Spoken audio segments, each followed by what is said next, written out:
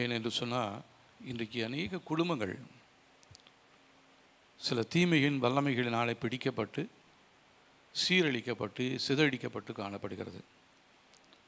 உண்மையாய் ரட்சிக்கப்பட்ட அநேகர் கூட இன்றைக்கு தங்களுடைய ரட்சிப்பை இழந்து ரட்சிப்பின் வஸ்திரத்தை கரைப்படுத்தி தேவனுடைய சமூகத்தை விட்டு தூரப்போனவர்கள் உண்டு.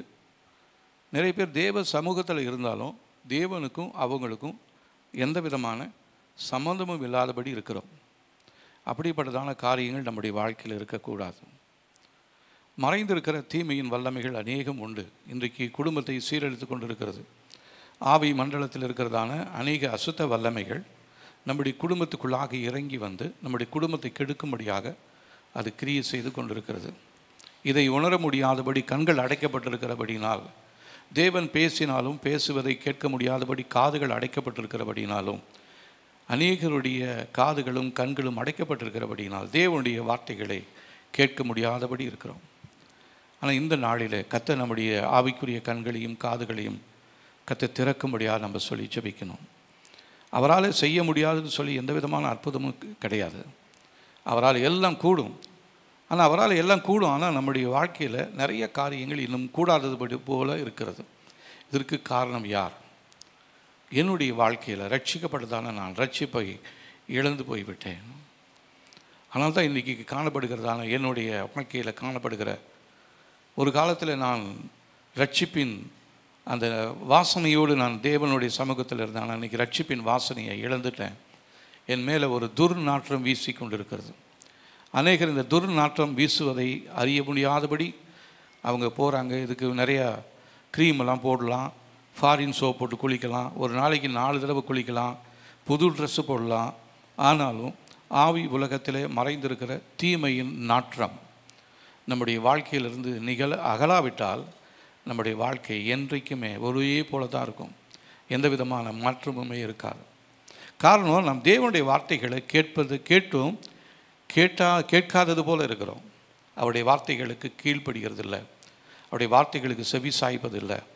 யாரோ மனிதர்கள் சொல்லுகிற வார்த்தைகளை கேட்கிறோம், தேவன் சொல்லுகிற வார்த்தைகளை நம்மால் கேட்க முடிவதே இல்லை. அதனால தான் இன்றைக்கி நம்முடைய வாழ்க்கையில் தேவையில்லாத பலவீனங்கள், பயங்கள், குறைவுகள் இதெல்லாம் காணப்படுவதற்கு காரணம் தேவனுடைய வார்த்தையை நம்மளால் கேட்க முடியல. ஆனால் கர்த்தர் இந்த நாட்களில் நம்மோடு பேசும்படியாய் சித்தமுள்ளவராக இருக்கிறார். அதனால் இந்த நாட்களிலே நாம் அதிகமாக கவனத்தோடு இந்த செய்தியை நீங்கள் கேட்க முடியாது நான் சொல்லி அன்பாய் கேட்டுக்கொள்கிறேன். இது அநேக குடும்பத்தாருக்கு திருமண தடைகள் இருக்கிறதான பிள்ளைகளுக்குடைய வாழ்க்கையில் இந்த காரியத்தை இந்த நாளில் பேசுகிற இந்த செய்தி, அது மாத்திரமல்ல, நம்முடைய வாழ்க்கையில் காணப்படுகிற அநேக தடைகள் இந்த தீமையின் காரியத்தினாலே நிகழ்ந்து கொண்டிருக்கிறது. இதை உணரும்படியாக கர்த்தர் நம்முடைய கண்களை திறக்கும்படியாக நான் இப்பொழுது ஜெபிக்கிறேன். நாம் ஜெபிக்கலாமா? பரலோக பிதாவே, இந்த நாளில் இந்த விடுதலை தருகிறதான இந்த செய்தியை நம்முடைய பிள்ளைகள் ஒவ்வொருடைய வாழ்க்கையிலும் மெய்யான விடுதலையை கர்த்தர் கொடுக்கும்படியாக சொல்லி ஜெபிக்கிறேன். அநேக சரீரங்களில் பலவீனங்கள் இருக்கிறது ஆண்டவரே. அநேக குடும்பத்தில் தேவையில்லாத அகல முடியாத பிரச்சனைகள் இருந்து கொண்டே இருக்குது. அதற்காக அவங்க எவ்வளவோ முயற்சி எடுக்கிறாங்க. ஆனால் அந்த முயற்சிகள் எல்லாம் வீணாய் போய்கொண்டே இருக்கிறது ஆண்டவரே. காரணம், அவங்களுடைய வாழ்க்கையில் மறைந்திருந்து செயல்படுகிற தீமையின் வல்லமை, ஆகாயத்து அதிகார பிரபு அவருடைய வாழ்க்கையில் கிரியை செய்து கொண்டிருக்கிறான். அதிகாரங்களையும் துரைத்தனங்களையும் உரிந்து கொண்டு நீ சிலுவையில் அவனை வெளியரங்கமான கோலமாக்கின பின்பும் இந்த நாட்களில் அநேக குடும்பங்கள் இந்த அதிகாரங்களினாலும் துரைத்தனங்களினாலும் கட்டப்பட்டிருக்கிறதை என்னால் பார்க்க முடிகிறது ஆண்டவரே. கட்டப்பட்டிருக்கிற இந்த குடும்பங்களுக்கு மெய்யான ஒரு விடுதலையை கர்த்தர் கொடுக்கும்படியாக சொல்லி ஜெபிக்கிறேன். கர்த்தாவே, நீங்கள் விடுதலை கொடுத்தா, கர்த்தருடைய ஆவியான ஒரு விடுதலை கொடுத்தீங்கன்னா அது நிலையான விடுதலையாக இருக்குமே ஒழிய அது ஏதோ டெம்பரவரியான விடுதலை கிடையாது ஆண்டவரே. அநேகர் தங்களுடைய வாழ்க்கையில் ஒரு டெம்பரவரியாக ஒரு ரிலீஃபை பெற்றுக்கொள்கிறாங்க. ஆனால் பர்மனெண்ட்டாக அவங்களுடைய வாழ்க்கையில் எந்த விதமான ஆசீர்வாதமும் இல்லை, எந்த விதமான முன்னேற்றமும் இல்லை ஆண்டவரே. அப்பா, இந்த நாளில் நீங்கள் அவங்களுடைய வாழ்க்கையை மாற்றும்படியாய் இந்த செய்தியை கேட்டு இந்த ஜெபத்தை செய்யும் பொழுது அவர்களுக்கு மெய்யான ஒரு விடுதலையை கர்த்தர் கொடுக்கும்படியாய் சொல்லி ஜெபிக்கிறேன் ஆண்டவரே. இதன் மூலமாய் வருகிற எல்லா மகிமையும் கனமும் இயேசு ராஜா ஒருவருக்கே நாங்கள் செலுத்துகிறோம். இயேசுவின் நாமத்தில் ஜெபிக்கிறோம் நல்ல பிதாவே, ஆமென், ஆமென். சில கடினமான சில வார்த்தைகளை நான் உபயோகிக்க போகிறேன். அதனால் நீங்கள் கோவிச்சு கொள்ளக்கூடாது. அதில் ஒரு வசனத்தை நான் முதலாவது உங்களுக்கு வாசிக்க போகிறேன். 2 பேதுரு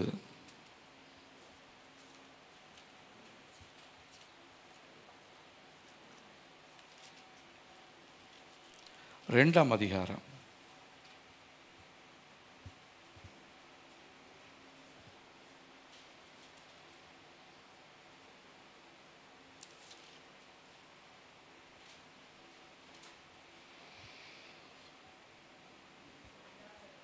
20ஆம் வசனத்திலிருந்து 324ஆம் பக்கத்தில் இருக்குது. 20வது வசனத்திலிருந்து 22 வசனங்களை வாசிக்கலாம். எல்லோரும் சேர்ந்துங்க, எடுத்துக்குங்க, இணைந்து வாசிக்கலாம். கர்த்தரும் இரட்சகருமாயிருக்கிற இயேசு கிறிஸ்துவை அறிகிற அறிவினாலே உலகின் அசுத்தங்களுக்கு தப்பினவர்கள் மறுபடியும் அவைகளில் சிக்கிக்கொண்டு ஜெயிக்கப்பட்டால் அவருடைய பின்னிலைமை முன்னிலைமையை கேடுள்ளதாயிருக்கும். அவள் நீதியின் மார்க்கத்தை அறிந்த பின்பு தங்களுக்கு ஒப்புவிக்கப்பட்ட பரிசுத்த கற்பனையை விட்டு விலகுவதை பார்க்கிலும் அதை அறியாது இருந்தார்களானால் அவளுக்கு நலமாயிருக்கும். நாய் தான் கக்கினதை தின்னவும் கழுவப்பட்ட பன்றி சேற்றிலே பொருளவும் திரும்பினது என்று சொல்லப்பட்ட மெய்யான பழமொழியின்படியே அவளுக்கு சம்பவித்தது. இப்படிப்பட்டவங்க ரட்சிக்கப்படாமையே இருந்திருக்கலான்னு சொல்கிறார் பேதுரு. அதான் சொல்கிறாரு, அவங்க ரட்சிக்கப்பட்டிருக்கிறேன்னு சொன்னவங்க, ஆனால் அவங்களுடைய பழைய காரியங்களை பார்க்கும் பொழுது மீண்டும் மீண்டுமாக பழைய பாவங்களும் பழைய சுபாவங்களும் அவருடைய வாழ்க்கையில் இருந்து கொண்டே இருக்கிறது. இதற்கு உதாரணமாக அவர் என்ன சொல்கிறாருன்னா, நாயை குறித்து சொல்கிறார். நாய் என்ன பண்ணும்? தான் கக்கினதை தின்னும். நீங்கள் பார்த்துருக்கீங்களா நாயை? அந்த நாய் எதையோ சாப்பிட்டும், அதுக்கு ஒத்து வரல, வயிற்றில் இதாக இருக்கும் பொழுது அது போய் வாந்தி எடுக்கும். வாந்தி வரலன்னு வச்சிங்களேன், அது என்ன பண்ணுன்னா பக்கத்தில் இருக்கிற புல், அருகம்புல், செடி கொடியெல்லாம் பிடிச்சி சாப்பிடும். நான் நாயை பார்த்துருக்கேங்க. நாயை நல்லா சாப்பிட்டோன்னா, கறி சாப்பிட்டோன்னா அதுக்கு ரொம்ப ஒரு மாதிரி ஆகி போயிடும். ஒரு 2 நாள் 3 நாள் சாப்பிட்டுட்டு அதுக்கப்புறம் அதுக்கு வயிற்றுக்கு ஒரு மாதிரி ஆகிடும். அதனால் அது என்ன பண்ணுன்னா இங்கேயும் அங்கேயுமா ஓடிக்கிட்டே இருக்கும். அப்போது புல்லை போய் சாப்பிடும், பூண்டை போய் சாப்பிடும். நிறைய சாப்பிட்டு அதுக்கு கொமட்டணுன்னா அப்புறம் வாந்தி எடுக்கும். வாந்தி எடுத்தால் அந்த முன்னாடி சாப்பிட்டது, அந்த எலும்பு துண்டு கறி எல்லாம் வாந்தி வந்துடும். சரி, வாந்தி எடுத்துடுச்சேன்னு பார்த்தா கொஞ்ச நேரம் கழித்து பார்த்தா அது மறுபடியும் போய் அதிக சாப்பிட்றதுக்கு முற்படும். இப்படி தான் நிறைய பேர் நம்முடைய வாழ்க்கையில் பாவமான காரியம், இது அக்கிரமான காரியம்னு தெரிஞ்சுமே அதை விட்டு வந்துட்டும் மறுபடியும் பழைய காரியங்களுக்குள்ளே போய் சிக்கிக்கொள்கிறாங்க. இன்னொரு உதாரணத்தை சொல்கிறாரு, கழுவப்பட்ட பன்றி. நல்ல உதாரணம் இல்லைங்களா? ஒன்று நாய், இன்னொன்று பன்றி. பன்றி என்ன பண்ணுது? நல்லா கழுவி சோப்பு போகலாம் போட்டு அது நல்லா குளிப்பாட்டினாலும் அது என்ன பண்ணும்? அது மறுபடியும் பின்னாடி பக்கமாக போயிடும். இப்படி தான் நம்ம நிறைய பேர் நிறைய இடத்துல நம்ம நின்று கொண்டே இருக்கிறோம். இதனால தான் நம்முடைய வாழ்க்கையில் ஒரு காலத்தில் இருந்ததான வாசனை இப்பொழுது துர்நாற்றமாக மாறி இருக்கிறது. இந்த நாளில் நாம் பார்க்கக்கூடிய செய்தியினுடைய தலைப்பு தீமையின் துர்நாற்றம். காலையில் தான் நல்லா குளிச்சுட்டு பவுடர்லாம் போட்டுட்டு வந்திருக்கிறோம். அது மேலாக நம்ம என்ன தான் அலங்கரித்தாலும் ஒரு குறிப்பிட்ட நேரத்துக்கு அப்புறம் மறுபடியும் அந்த வேர்வை வந்துடும். அதுவும் சிலருடைய வேர்வையெல்லாம் பார்த்திங்கன்னா பக்கத்திலேயே உட்காரவே முடியாது. எனக்கு தெரிஞ்சு பழைய ஆலயத்தில் ஒரு தம்பி இருந்தார். அவர் சொல்லுவார், நான் என்னெல்லாம் சென்ட்டு போட்டு இதெல்லாம் கழுவி வந்தாலும் இந்த நாற்றம் மாத்திரம் எனக்குள்ளே போக மாட்டேனுது அப்படின்னு சொல்லுவார். அதை போலவே நம்முடைய வாழ்க்கையில் மீண்டுமாக பழைய நாற்றங்களும் பழைய குப்பைகளும் பழைய அசுத்தங்களும் நம்முடைய வாழ்க்கையில் வந்து கொண்டே இருக்கிறது. கழுவப்பட்ட பன்றியை போல் நம்ம மறுபடியும் போய் சேற்றில் புரண்டுறோம். நாய் கக்கினது மறுபடியும் தின்ற மாதிரி நம்ம என்ன பண்ணிடுறோம்? ஒரு காலத்தில் அருவருப்பாக இருந்துச்சு, முடியல வாந்தி எடுத்துட்டோம், அதை மறுபடியும் போய் சாப்பிடும்படியான அந்த யோசனை நம்முடைய வாழ்க்கையில் வருகிறது. அதனால் இன்றைக்கு நம்முடைய வாழ்க்கையில் இருக்க வேண்டிய வாசனை நம்மை விட்டு தூர போயிடுச்சு. அவருடைய நாமம் ஊற்றுண்ட பரிமள தைலம் அப்படின்னு சொல்லி தேவனுடைய வார்த்தை சொல்கிறது. யாருடைய நாமம்? இயேசுவின் நாமம். ஆனால் ஊற்றுண்ட பரிமள தைலமாக இருக்குதான்னு பார்த்தா இன்றைக்கி நம்முடைய வாழ்க்கை அவ்விதமாக இல்லை. ஒரு காலத்தில் இருந்துச்சு, ஒரு காலத்தில் நம்முடைய ஜெபம் இருந்துச்சு, ஒரு காலத்தில் நல்லா துதிக்க ஆரம்பித்தோம், ஆராதனைக்கு சரியான நேரத்தில் வந்தோம், தேவனுடைய வார்த்தைகளை கேட்டு அதன்படியெல்லாம் நடந்தோம். ஆனால் இந்த நாட்களில் அந்த பழைய காரியங்களெல்லாம் எங்கே போச்சு? அந்த நாட்களில் இருந்த வைராக்கி இன்றைக்கி நம்முடைய வாழ்க்கையில் எங்கே போச்சு? அதை சற்று யோசித்து பாருங்கள். இன்றைக்கி காலையில் கூட அசோக் சங்கீதத்தை சொன்னார் இல்லைங்களா? ஆலயத்துக்கு வரும்பொழுது நீங்கள் என்ன யோசனையில் வந்தீங்கன்னு கேட்டார். எந்த யோசனையில் வந்தீங்க? சாதாரணமாக ஒரு துணி கடைக்கு போகணுன்னா கூட வீட்டிலேருந்து போகும்பொழுதே இந்த இந்த கலரு புடவை என்கிட்ட பீரோவில் இருக்குது, இது இருக்குது, அது இருக்குது, அப்போ இதுதான் இல்லை அப்படின்னு சொல்லி ஒரு தீர்மானத்தோடு போய் துணி கடையில் போய் நுழைஞ்சி அந்த துணி கடைக்காரனை ஒரு வழி பண்ணி அதில் இருக்கிற எல்லா கலர் துணியும் எடுத்து போட்டு அதுலேயும் திருப்தி ஆகாமல் அடுத்த கடைக்கு போகிறவங்களும் உண்டு. அப்போது துணி கடைக்கு போகும்பொழுது இவ்வளோ செலெக்ஷன் பண்ணி நம்ம போகிறோம். தேவனுடைய ஆலயத்துக்கு வரும்பொழுது எதற்காக நான் தேவனுடைய ஆலயத்துக்கு போகிறேன்? இந்த காலையில் சங்கீதத்தில் அவர் பேசினார், ரொம்ப நல்லா இருந்தது. கர்த்தர் அந்த செய்தியை ஆசீர்வதிக்கிறார். கேட்கிறதான நிறைய உள்ளங்களில் அது கிரியை செய்து கொண்டு இருக்கிறது.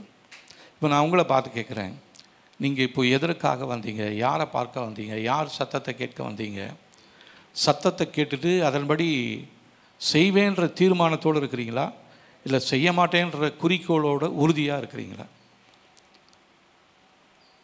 எதை உங்களுடைய இருதயம் திடமனதாக இருக்கிறது, கல்லான இருதயமாக இருக்கிறது?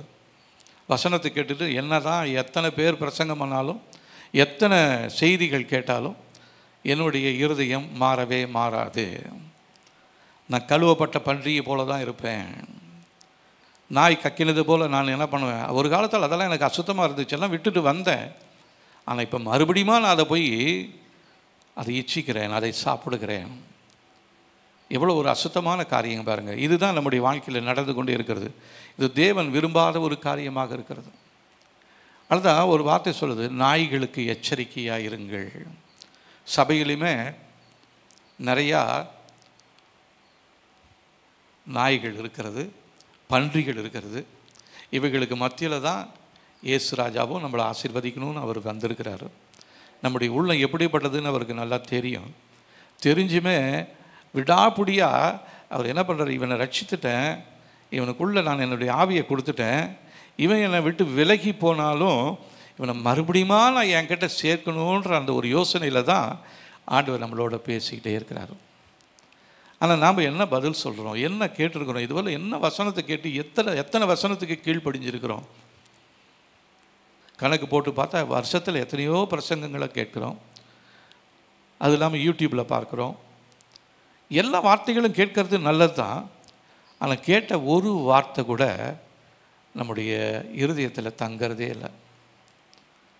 விதைக்கிற காரியத்தை குறித்து காலையில் பிரசங்கம் செஞ்சாங்க, அருமையான சகோதரர் சொன்னார்.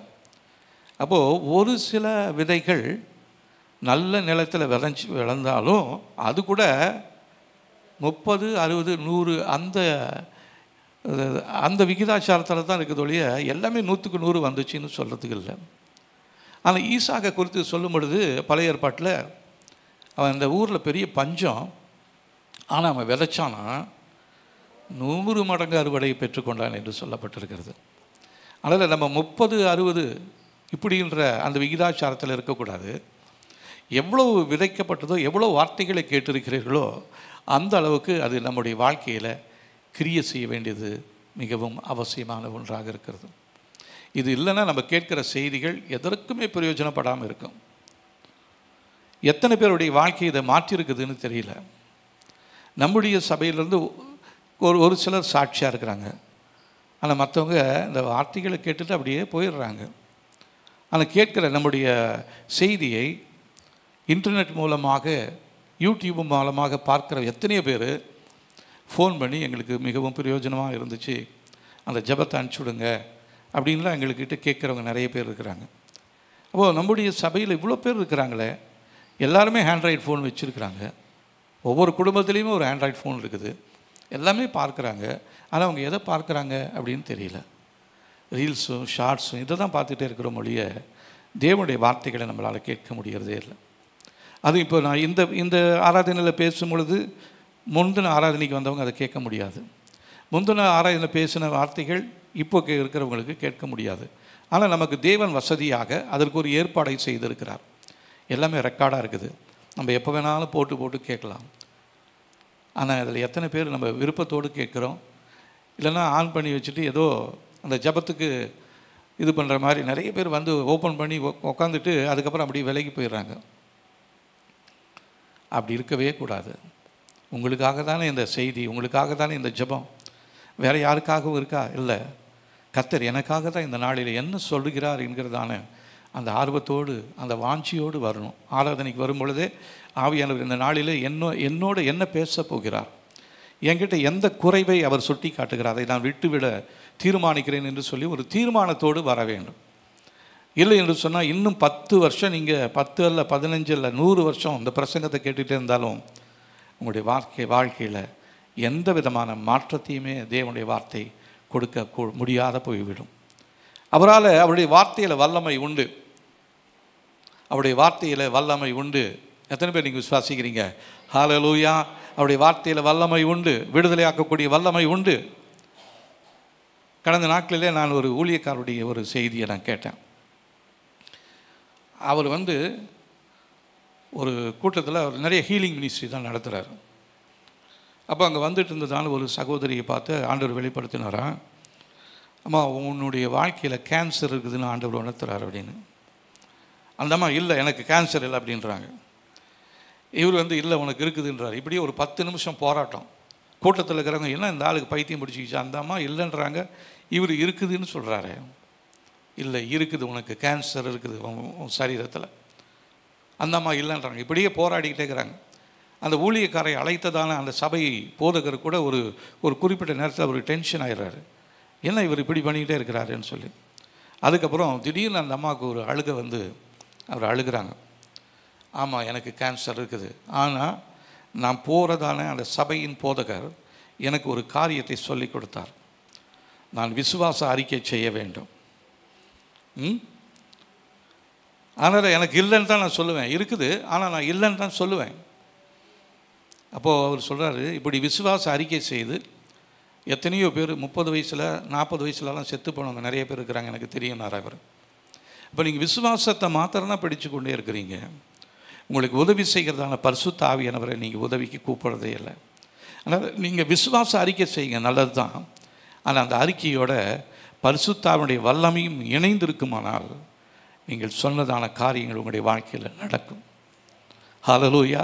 இல்லைன்னா நம்ம ஓசையிடுகிற கைத்தாளத்தை போல அப்படி தான் இருப்போம். இப்போ நம்ம எப்படி இருக்கோம் கொஞ்சம் யோசித்து பாருங்கள். நிறைய பேர் விசுவாச அறிக்கை செய்து கொண்டு இருக்கிறாங்க. நிறைய வசனங்களை எழுதி வைத்து கொண்டு அதை வாசித்து அதை அறிக்கை செய்ய ரொம்ப நல்லது தான்.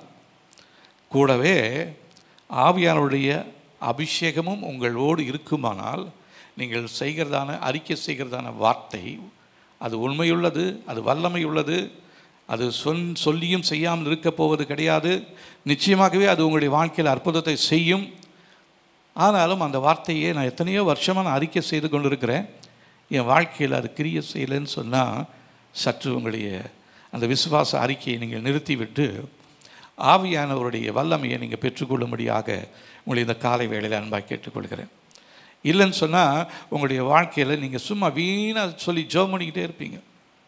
அப்படி தான் இந்த நாட்களில் நம்முடைய குடும்பத்தில் எத்தனையோ பிரச்சனைகளுக்கு போராடி ஜெபிச்சுக்கிட்டே இருக்கிறோம். உபவாசித்து ஜெபிக்கிறோம், கண்ணீரோடு ஜெபிக்கிறோம், ஆராதனைக்கு ஜெபிக்கிறோம், எத்தனையோ தீர்மானங்கள் எடுக்கிறோம், பொருத்தனைகளை பண்ணுறோம், காணிக்கைகளை கொடுக்குறோம். ஆனாலும் எதுவுமே நடக்கலையே. ஒரு குறைவை கர்த்தர் உணர்த்துகிறார். உங்கள் ஜெபத்தில் ஆவியானுடைய ஆளுகை இல்லாமல் போய்விடுகிறது. பரிசுத்தாவினுடைய வல்லமை இல்லாமல் நீங்கள் எத்தனை வார்த்தைகளை சொன்னாலும் அது உங்களுடைய வாழ்க்கையில் எந்த விதமான மாற்றத்தையுமே ஏற்படுத்தாது. இன்னொரு வசனத்தை வாசிக்கலாம் பாருங்க.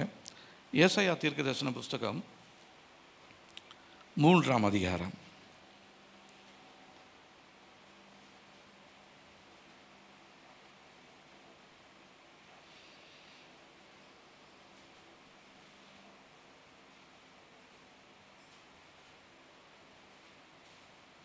10ஆம் வசனத்திலிருந்து நம்ம வாசிக்கலாம். 10ஆம் வசனத்திலிருந்து, உங்களுக்கு நன்மை உண்டாகும் என்று நீதிமான்களுக்கு சொல்லுங்கள், அவர்கள் தங்கள் கிரியைகளின் பலனை அனுபவிப்பார்கள். துன்மார்க்கனுக்கு ஐயோ, அவனுக்கு கேடு உண்டாகும், அவன் கைகளின் பலன் அவனுக்கு கிடைக்கும். பிள்ளைகளின் ஜனங்களை ஒடுக்குகளாக இருக்கிறார்கள், ஸ்திரீகள் அவர்களை ஆளுகிறார்கள். என் ஜனமோ உன்னை நடத்துகிறவர்கள் உன்னை மோசம் போக்கி நீ நடக்க வேண்டிய வழியை அழித்து போடுகிறார்கள். இப்போது தேசத்தில் நடக்கக்கூடியதான ஒரு கொடூரமான ஒரு காரியமாக இருக்கிறது. அநேக குடும்பத்திலும் இது நடந்து கொண்டே தான் இருக்குது. அவங்கள ஆட்சி செய்கிறது, ஆளுகை செய்கிறது யார் தெரியுங்களா? ஸ்திரீகள். ஸ்திரீகள் ஆளுகை செய்கிறது நல்லதா அப்படின்னா ஒரு விதத்தில் நல்லது தான். அவங்களுக்கும் சில திறமைகள்லாம் இருக்குது. ஆனால் மனிதனுக்கு ஆளுகை செய்யும்படியாக யாருக்கு அதிகாரம் கொடுத்தது? இவனுக்கு தான், ஆதாமுக்கு தான் அந்த ஆளுகையை கொடுத்துருந்தார். 2 பேரும் இணைந்து ஆளுகை செய்யலாம். ஆனால் தனித்து ஒரு ஸ்திரீ மாத்திரம் என்ன பண்ணக்கூடாது? ஆளுகை செய்யக்கூடாது. இன்றைக்கி அநேக குடும்பத்தில் பார்த்திங்கன்னா பெண்களுடைய, நான் பெண்களுக்கு எதிராக இல்லை, தயவு செஞ்சு அப்படி நினச்சிக்காதீங்க. பெண்ணும் ஆணும் இணைந்து குடும்பத்தை நடத்தும் பொழுது அது ஒரு தனி ஆசீர்வாதமாக இருக்கும். பெண் மாத்திரம் நடத்துகிறா அப்படின்னு சொன்னால் அது என்னவாக இருக்குதான்? ஸ்திரீகள் அவர்களை ஆளுகிறார்கள். என் ஜனமே உன்னை நடத்துகிறவர்கள் உன்னை மோசம் போக்கி நீ நடக்க வேண்டிய வழியை அழித்து போடுகிறார்கள். அவங்க அவசரப்பட்டு செயல்படுவாங்க. பெண்கள் அறிவோடு செயல்படுவாங்க. அவசரப்பட்டு சில காரியங்களை அவங்க தாறுமாறாக பண்ணிடுவாங்க. வழி அவங்கள அழித்து போட்டுருவாங்க. அதனால் உங்களுடைய வாழ்க்கையில், உங்களுடைய குடும்பத்தில் கணவன் மனைவி இடையே ஒரு சமாதானமும் ஒரு சந்தோஷமும் இருக்கிறதா என்று நான் இந்த வேளையில் உங்களை பார்த்து கேட்கிறேன். நீங்கள் பதில் சொல்லணும். உண்மையாக சொல்லுவீங்களா? நானும் என் கணவனும் இணைந்து என் குடும்பத்தை நடத்துகிறோம் என்று சொல்லி, இல்லை என் மனைவி தான் நடத்துகிறா அப்படின்னு நீங்கள் சொல்லுவீங்களா? கணவன் மாத்திரம் தனியாக நடத்தக்கூடாது, மனைவியும் தனியாக நடத்தக்கூடாது. கணவனும் மனைவியும் இணைந்து தான் குடும்பத்தை நடத்தி செல்ல வேண்டும். எந்த ஒரு காரியத்தை செஞ்சாலும் கணவன் தன்னுடைய இஷ்டத்துக்கு போய் செய்யாமல் மனைவியினுடைய ஆலோசனையை கேட்கணும். மனைவியும் சில காரியங்களை செய்யும் பொழுது கணவனுக்கு தெரியாமல் அநேக காரியங்கள் அநேக வீடுகளிலே நடந்து கொண்டு இருக்கிறது. அதுக்கப்புறம் பின்னாடி தெரிஞ்சு தான் அதன் மூலமாக கஷ்டம் வரும்பொழுது அந்த கணவனுக்கு மிகுந்த வேதனையாக இருக்கும். இப்படி இருக்கக்கூடாது. நம்முடைய வாழ்க்கையில் கணவனும் மனைவியும் இணைந்து தான் நீங்கள் குடும்பத்தை நடத்தி செல்ல வேண்டும். இந்த ரெட்டை மாட்டு வண்டியில் 2 மாடு ஒரே வழியில் போச்சுன்னா அந்த வண்டி நல்லா போகும். அதில் ஒரு மாடு இடது பக்கமும் ஒரு மாடு வலது பக்கமும் போனால் அது போய் சேராது. அந்த வண்டி உடஞ்சி போயிடும். அதில் இருக்கிற எல்லா பொருட்களும் நஷ்டமாகி போய்விடும். அப்படி தான் இந்த நாட்களில் பிசாசு நம்முடைய குடும்பத்துக்குள்ளாக இருந்து கொண்டு தீமையான காரியங்களை செய்யலாம். அதனால் என்ன ஆகுதுன்னா, அதனுடைய விளைவில் 24ஆம் வசனம் பாருங்கள். 3 அதிகாரம், ஏசாயா 3 அதிகாரம் 24ஆம் வசனம். அப்பொழுது சுகந்தத்துக்கு பதிலாக துர்க்கந்தமும், கச்சைக்கு பதிலாக கயிறும், மயிர் சுருளுக்கு பதிலாக மொட்டையும், ஆடம்பரமான வஸ்திரங்களுக்கு பதிலாக ரட்டு கச்சும், அழகுக்கு பதிலாக கருகி புகுதலும் இருக்கும். இப்போ நம்முடைய வாழ்க்கையில் சுகந்தத்துக்கு பதிலாக துர்க்கந்தம் இருக்கிறதா? கச்சைக்கு பதிலாக கயிறு இருக்கிறதா? மயிர் சுருளுக்கு பதிலாக மொட்டை இருக்கிறதா? ஆடம்பரமான வஸ்திரங்களுக்கு பதிலாக ரட்டு உடுத்தியிருக்கிறீர்களா? அழகுக்கு பதிலாக கருகி போகுதல் இருக்கிறதா? உங்களுடைய குடும்பம் அழகான நான் ஒரு 3 வாரத்துக்கு முன்னாடி ஒரு பிரசங்கம் பண்ணியிருந்தேன், பூந்தோட்டம் என்று சொல்லி. எத்தனை பேர் அந்த செய்தியை கேட்டிங்கன்னு தெரியாது. அது கேட்கலன்னா போய் கேளுங்க. நம்முடைய வாழ்க்கை அழகான ஒரு தோட்டமாக இருக்கிறது. அதை தான் கர்த்தர் நம்மை நாட்டி வைத்திருக்கிறார். ஆனால் நிறைய நேரத்தில் நம்முடைய இஷ்டத்தின்படி நாம் நடந்து அந்த தோட்டத்தையே கெடுத்து போட்டுட்டோம். கர்த்தர் விரும்பாத ஒரு காரியம் அது. நம்முடைய வாழ்க்கையில் நம்முடைய குடும்பம் இன்றைக்கு எத்தகைய நிலைமையில் இருக்கிறது என்று சொல்லி சற்று நீங்கள் யோசித்து பாருங்கள். கர்த்தர் உங்களோடு பதில் சொல்லுவார், பதில் பேசுவார். நிச்சயமாக அவர் பேசாத ஒரு கல்லோ மண்ணோ படமோ பொம்மையோ கிடையாது. அவர் நம்மோடு பேசுகிறவர், நம்முடைய ஜெபத்தை கேட்கிறவர், ஜெபத்துக்கு பதில் தருகிறவர். ஆனால் உங்களுடைய ஜெபத்துக்கு மாத்திரம் பதிலே வரல. உங்களுடைய வாழ்க்கை மாத்திரம் தறி கெட்டது போனது போல் ஓடிக்கிட்டே இருக்கிறீங்க. கர்த்தர் இந்த நாளில் அதை நமக்கு ஒரு எச்சரிப்பாக சொல்லுகிறார். கண்களை மூடுவோம், கர்த்தரை நோக்கி பார்ப்போமா? கர்த்தர் சொல்லுகிற சில வார்த்தைகளை நான் உங்களுக்கு சொல்ல போகிறேன். Thank you Lord. ஹல்லேலூயா. ரபே நருஷா துரா நியஸ்யா ரிரி கலா துரா நிமௌஷா கத்ரா திரே நஸ்யா தியாந்துலோ திரி நமௌஷா கத்ரா திரே நஷகதுரை மனுஷா பலரியாஸ்யா. உன்னுடைய குடும்பத்தினுடைய நிலைமையை நீ சற்று யோசித்து பார். எப்பொழுது போல இருக்கிறாய் என்று சொல்லி நீ நினைக்கிறாய். எப்பொழுது போல ஓடுகிறது போல நீ ஓடிக்கொண்டிருக்கிறாய். ஆனால் அந்த ஓட்டத்தில் முடிவில் உனக்கு நஷ்டமும் கஷ்டமும் தான் வரும். அநேக காரியங்களின் உன் இருதயத்தில் மறைத்து உன் குடும்பத்தாருக்கு சொல்லாதபடி, உன்னுடைய கணவனுக்கு தெரியாதபடி, உன் மனைவிக்கு தெரியாதபடி அநேக காரியங்களை நீ செய்து கொண்டிருக்கிறபடினால்தான் குடும்பத்தில் குழப்பங்களும் பிரச்சனைகளும் அதிகமாகி கொண்டிருக்கிறது. இதை பார்த்து வளர்கிறதான உன்னுடைய பிள்ளைகளும் உன்னுடைய பேச்சுக்கு உன்னுடைய குடும்பத்துக்கு கீழ்ப்படியாதவர்களாய் அவர்கள் ஓடிக்கொண்டிருக்கிறாங்க. காரணம் என்ன தெரியுமா? நீ என்னுடைய வார்த்தைகளுக்கு நீங்கள் குடும்பமாக செவி சாய்க்காதபடிக்கு, உங்களுடைய சொந்த கருத்துக்களை நீங்கள் படித்ததான படிப்பை வைத்து மற்றவர்கள் சொல்லுகிற ஆலோசனைகளை கேட்டு நீங்கள் உங்களுடைய குடும்பத்தை நடத்தி கொண்டிருக்கிறீர்கள். அதுதான் உங்களுடைய குடும்பத்தில் பிரச்சனைகளை ஏற்படுத்தி கொண்டிருக்கிறது என்பதை ஆவியானவர் தெளிவாக சொல்லுகிறார். இந்த நாளில் தேவனுடைய வல்லமை நம்முடைய மத்தியில் செயல்படுகிறது. அவருடைய வாழ்க்கையில், நம்முடைய வாழ்க்கையில் தேவனுடைய வார்த்தை வெளிப்பட வேண்டும். தேவனுடைய வல்லமை நம்முடைய வாழ்க்கையில் செயல்பட வேண்டும். தேவனுடைய வல்லமை நம்முடைய வாழ்க்கையிலிருந்து அகற்றக்கூடிய எல்லா தீமையான காரியங்களும் நம்முடைய எல்லைகளுக்குள்ளாக இருந்து கொண்டே இருக்கிறது. அவைகளெல்லாம் நம்மை விட்டு அகற்றி போடும்படியாக நாம் இப்பொழுது ஜெபிக்க போகிறோம்.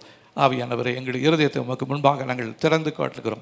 எங்களுக்குள்ளாக மறைந்திருக்கிற தீமையான காரியங்கள் என்ன என்று சொல்லி அதை எங்களுக்கு வெளிப்படுத்துங்க ஆண்டவரே. உமக்கு பிரியமில்லாத எந்த ஒரு காரியம் எங்களுடைய வாழ்க்கையில் வேண்டாம் ஆண்டவரே. எங்களுடைய குடும்பத்தில் இதுவரை நாங்கள் துன்பத்தை கண்டோம் ஆண்டவரே, துக்கத்தை தான் நாங்கள் கர்த்தாவை சகித்து கொண்டு இருந்தோம். பிரிவினால தான் எங்களுடைய குடும்பங்கள் பாதிக்கப்பட்டு இருக்கிறது. அது தேவையில்லாத குடும்பமாக இருக்கிறது. உம்முடைய பார்வையில் நாங்கள் நல்ல குடும்பமாய் மாறணும் ஆண்டவரே. உம்மால் கட்டப்பட்ட குடும்பமாய் நாங்கள் எங்களை மாற்றும்படியாக ஒப்புக் கொடுக்கிறோம். எங்களுடைய சரீரத்தில் தேவையில்லாத பலவீனங்கள் வருகிறது. அதனால நாங்கள் அதிகமாக செலவு செய்து கொண்டிருக்கிறோம். வீணான செலவுகள் வந்து கொண்டிருக்கிறது. மருத்துவ செலவுகள் வந்து கொண்டிருக்கிறது. காரணம், குடும்பத்தில் ஐக்கியம் இல்லாதபடிக்கு, தேவனுடைய வார்த்தைகள் உங்களுடைய குடும்பத்தில் இல்லாதபடியினால தான் இத்தகையதான தண்டனைகள் நம்முடைய வாழ்க்கையில் வந்து கொண்டே இருக்கிறது. கர்த்தர் நியாயம் செய்கிறவராக இருக்கிறார். நியாய தீர்ப்பின் நாள் இந்த நாட்களிலே மிகவும் நெருங்கி சமீபத்தில் இருக்கிறதாக இருக்கிறது. நியாய தீர்ப்பில் கர்த்தர் கொடுக்கும் பொழுது நீங்களும் நானும் எங்கே போய் நிற்போம்? நியாய தீர்ப்பில் நம்ம என்ன பண்ணுவோம்? நியாய தீர்ப்பு முதலாவது எங்கே தொடங்குதான்? தேவனுடைய சபையில் தேவனுடைய நியாய தீர்ப்பு துவங்குகிறது என்று சொல்கிறார். அதனால் தேவனுடைய நியாய தீர்ப்பு உலகத்தில் இல்லை, உலகத்துக்கு துவங்குவதற்கு முன்பாகவே சபைகளிலே அது இந்த நாட்களில் வெளிப்பட்டு கொண்டிருக்கிறது. இனி வெளிப்பட போகிறது. அநேக காரியங்களை கர்த்தர் வெளிப்படுத்த போகிறார். ரூரை தீனாலா சத்துரானியா சஹாதிலானியா மறைந்திருந்து உன்னுடைய வாழ்க்கையில் கிரியை செய்கிற எல்லா கிரியைகளையும் கர்த்தர் நன்றாக அறிவார். அவைகளை உனக்கு ஒவ்வொன்றாக சொல்ல அவரால் முடியும். நீ மறைத்து வைத்திருக்கிற, மறைத்து யாருக்கும் தெரியாதுன்னு நினைக்கிற, ஆனால் எல்லாவற்றையும் அறிந்ததான கர்த்தர் அதை உனக்கு வெளிச்சம் போட்டு காட்டுவார். உரீனா ஷகத்துரா துரைனா ஷகத்துரா ரிதுரீனா ஷரீன் முதோ ஷெம் துலோ துரீனா சிஹார். உன்னுடைய வாழ்க்கையில் ஏன் இந்த பிரச்சனை? உன் குடும்பத்தில் ஏன் இந்த பிரச்சனை? உன்னுடைய சரீரத்தில் ஏன் இந்த வியாதி? சற்று யோசித்துப்பார். அவர் சொல்கிறார், நானே உன் பரிகாரியாகிய கர்த்தர் என்று சொல்கிறார். அதற்காகவா அவர் ரத்தம் சிந்தினார்? நம்ம அந்த பாடுகளிலும் வேதனைகளிலும் பலவீனங்களும் இருப்பதற்காகவா அவர் சிலுவையில் அடிக்கப்பட்டார்? இல்லை, அவருடைய வார்த்தை உண்மையான வார்த்தை. ஆனால் நம்முடைய வாழ்க்கையில் அந்த வார்த்தை உண்மையாக இல்லை. பொய் தான் நம்முடைய வாழ்க்கையில் இருக்கிறது. தேவன் விரும்பாத அசுத்தமான கிரியைகள் நம்முடைய எல்லைகளுக்குள்ளாக இருந்து கொண்டே இருக்கிறது. அதுதான் நம்மை முற்றிலுமாக சர்வ நாசம் பண்ணும்படியாக நமக்கு எதிராக அது ஒரு திட்டத்தோடு வந்து கொண்டிருக்கிறது. காணப்படாத உலகத்திலிருந்து அவனால் பிறப்பிக்கப்பட்டதான சட்டங்களும் அவனால் எழுதப்பட்டதான நியாய தீர்ப்புகளும் நம்முடைய குடும்பத்துக்குள்ளாக இன்று செயல்பட்டு கொண்டிருக்கிறது. இது தேசத்தில் செயல்படலாம். காரணம், தேசம் தேவனை அறியாதபடிக்கு தேவனுக்கு விருப்பமில்லாத காரியங்களை செய்து கொண்டிருக்கிறது. ஆனால் சபையிலும் குடும்பங்களிலும் அத்தகையதான தீமையான காரியங்கள் நடக்கக்கூடாது. அதற்காக தேவன் ரத்தம் சிந்தலை. அதற்காக உங்களை தேடி வரலை. உங்களை தேடி வந்ததே உங்களை கழுவி உங்களை சுத்தமாக்கி பரிசுத்த பிள்ளையாய், பரிசுத்த ஜாதியாய், ராஜாக்களாய், ஆசாரியர்களாய் உங்களை மாற்றும்படியாகவே தேவன் உங்களை தெரிந்து கொண்டிருக்கிறார். அப்படி தெரிந்து கொண்டதான தேவ பிள்ளைகள், தேவ ஜனம், தேவ சபை இன்றைக்கு அந்த அழைப்பை விட்டு விலகி போய் இருக்கிறது. ரோஷாலாதுரானியா சிஹா. நீங்கள் எந்த நிலைமையில் இருக்கிறீங்க? ராஜாக்களும் ஆசாரியர்களுமா இருக்கிறீங்களா? அல்லனா கடன் வாங்கி கொண்டு, மற்றவர்களை ஏமாற்றி கொண்டு, பொய் பேசி கொண்டு, வார்த்தைகளை மாற்றி மாற்றி எழுதி வைத்து கொண்டு இப்படி இருக்கிறீங்களா? கர்த்தர் மாறாதவர். அவர் அதையெல்லாம் வெறுக்கிறார். அவர் வெறுக்கிறதான தீமையெல்லாம் நம்மை விட்டு அகற்றி போடும்படியா இந்த நாளிலே நாம் ஜெபிக்க வேண்டியது மிகவும் அவசியமாக இருக்கிறது. நம்முடைய வாழ்க்கையில் காணப்படுகிற குழப்பத்திற்கு காரணம், இந்த நஷ்டத்திற்கு காரணம் நம்முடைய வாழ்க்கையில் மறைந்திருக்கிற, இருதயத்துக்குள்ளே மறைந்திருக்கிற தீமையான காரியங்கள் தான் நம்முடைய வாழ்க்கையை கெடுத்து கொண்டு சீரழித்து கொண்டு இருக்கிறது. ஆகவே சற்று யோசித்து பார்ப்போம். தேவனுக்கு பிரியமில்லாத எந்த ஒரு காரியமும் நம்முடைய வாழ்க்கையில் வேண்டாங்க. இயேசுவின் நாமத்தினாலே ஜெபிக்கிறோம் பிதாவே, ஆமென். இங்கே ஒரு பெண்ணை குறித்து நம்ம பார்க்க போகிறோம். எஸ்தரின் புஸ்தகம் 2ஆம் அதிகாரம்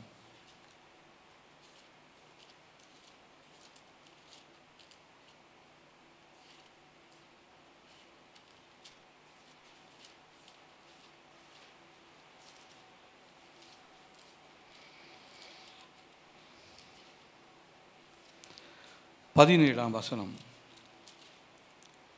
இந்த இடத்துல நகாஸ்வேரு ராஜாவுடைய முதல் மனைவி, அவங்க ராஜாவுடைய வார்த்தைக்கு கீழ்ப்படியலை. அது உங்களுக்கு அந்த சம்பவம் நன்றாக தெரியும் என்று நான் நினைக்கிறேன்.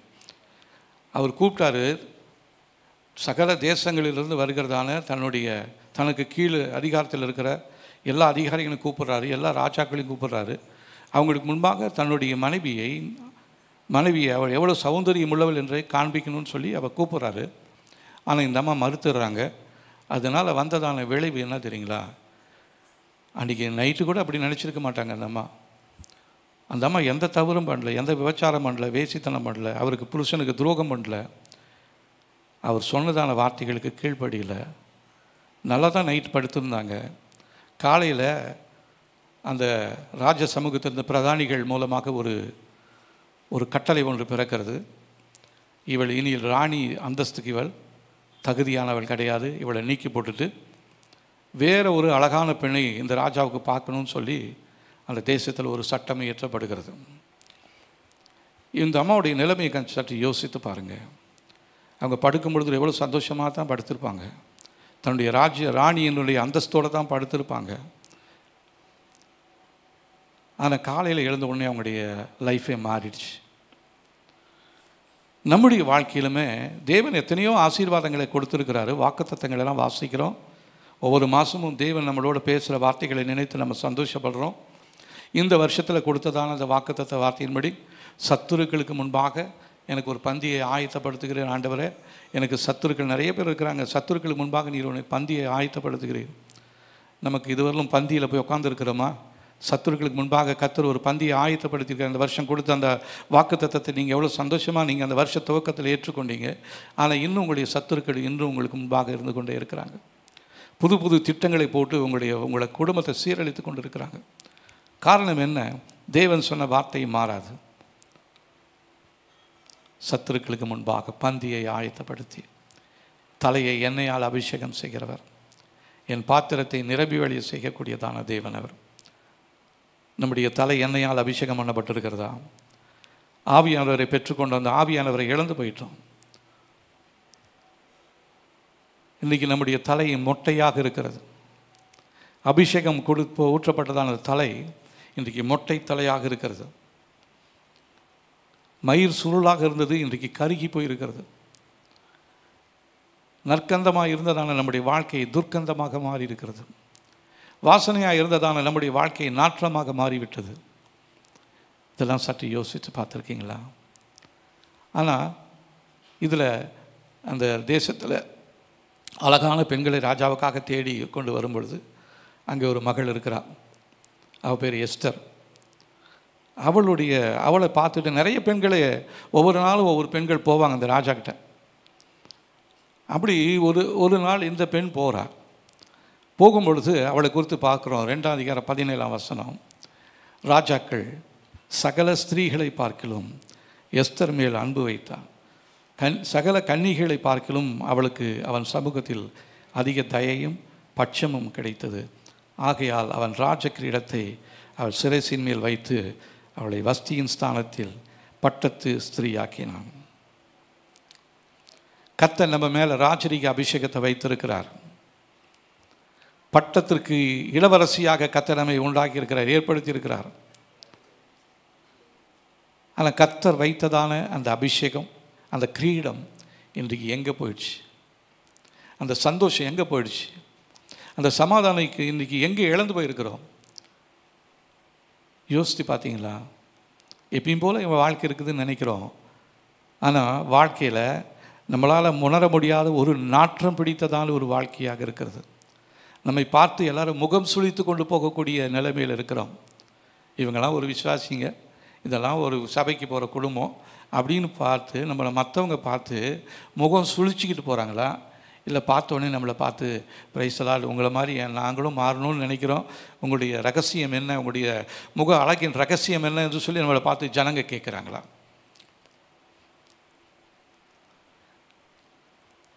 உங்களுடைய முகம் எவ்விதமாக இருக்கிறது? தேவனுக்கு முன்பாக அழகாக இருக்கணும். தேவன் நம்மை அழகுள்ளவர்களா என்று கண்டு தான் நம்மளை தெரிந்து கொண்டிருக்கிறார்.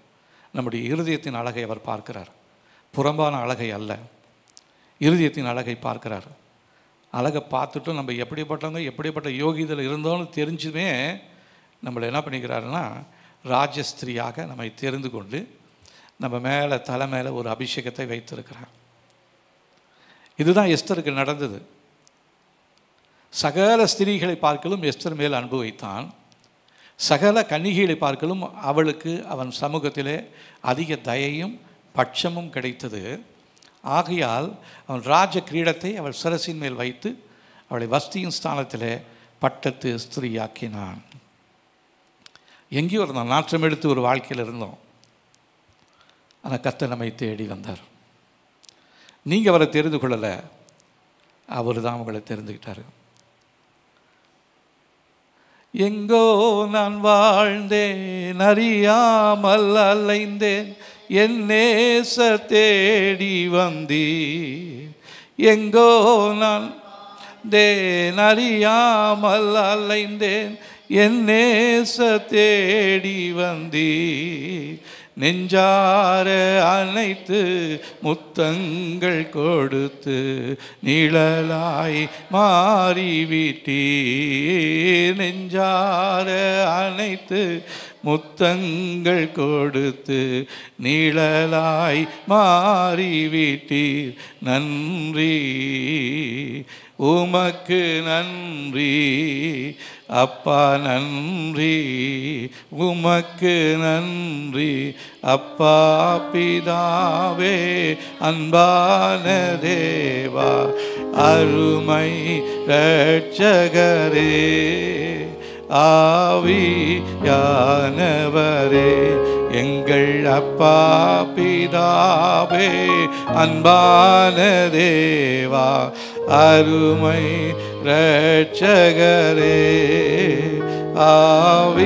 ஆவியானவரே. எங்கோ நான் வாழ்ந்தேன் அறியாமல் அலைந்தேன், என் நேச தேடி வந்தேன். எங்கோ நான் வாழ்ந்தேன் அறியாமல் அலைந்தேன், என் நேச தேடி வந்தீர். நெஞ்சார அனைத்து முத்தங்கள் கொடுத்து நிழலாய் மாறிவிட்டீர். நெஞ்சார அனைத்து முத்தங்கள் கொடுத்து நிழலாய் மாறிவிட்டீர். நன்றி உமக்கு நன்றி அப்பா, நன்றி உமக்கு நன்றி அப்பா பிதாவே. அன்பான தேவா அருமை இரட்சகரே ஆவியானவரே எங்கள் அப்பா பிதாவே.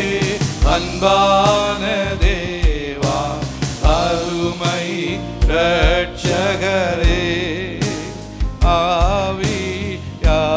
ஆவியானவரே. தாழ்மையில் இருந்தேன் தள்ளாடி நடந்தேன், தயவாய் நினைவு கூர்ந்தேன். தாழ்மையில் இருந்தேன் தள்ளாடி நடந்தேன், தயவாய் நினைவு கூர்ந்தேன். கலங்காதே என்று கண்ணீரை துடைத்து கரம் பற்றி நடத்துகிறேன். கலங்காதே என்று கண்ணீரை துடைத்து கரம் பற்றி நடத்துகிறேன். நன்றி உமக்கு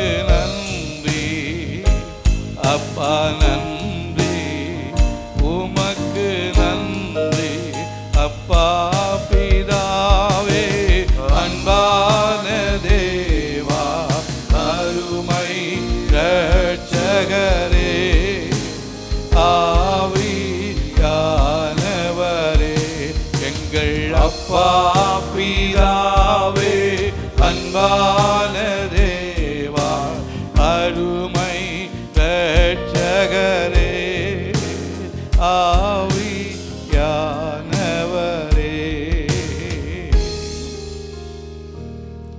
நம்மளை தேவன் தேடி வந்தார், கழுவி அணைத்து முத்தம் கொடுத்து மார்போடு அணைத்து கொண்டார். ஆனால் இயேசு கிறிஸ்துவினுடைய மார்பில் சாய்ந்திருக்க வேண்டியதான நாம் இன்றைக்கு நாம் எந்த இடத்துல சாய்ந்து கொண்டிருக்கிறோம்? யாரை நம்பி நம்முடைய வாழ்க்கையை கொடுத்து கொண்டிருக்கிறோம்? அதான யாரை நம்பி நம்முடைய வாழ்க்கையை கெடுத்து கொண்டிருக்கிறோம்? யாருக்கிட்ட நீங்கள் உங்களுடைய வாழ்க்கையை கொடுத்தீங்க, இல்லைன்னா யாருக்கிட்ட உங்களுடைய வாழ்க்கையை கெடுத்துட்டீங்கன்னு சற்று யோசித்து பாருங்கள். பிசாசு மிகவும் அழகானவன்.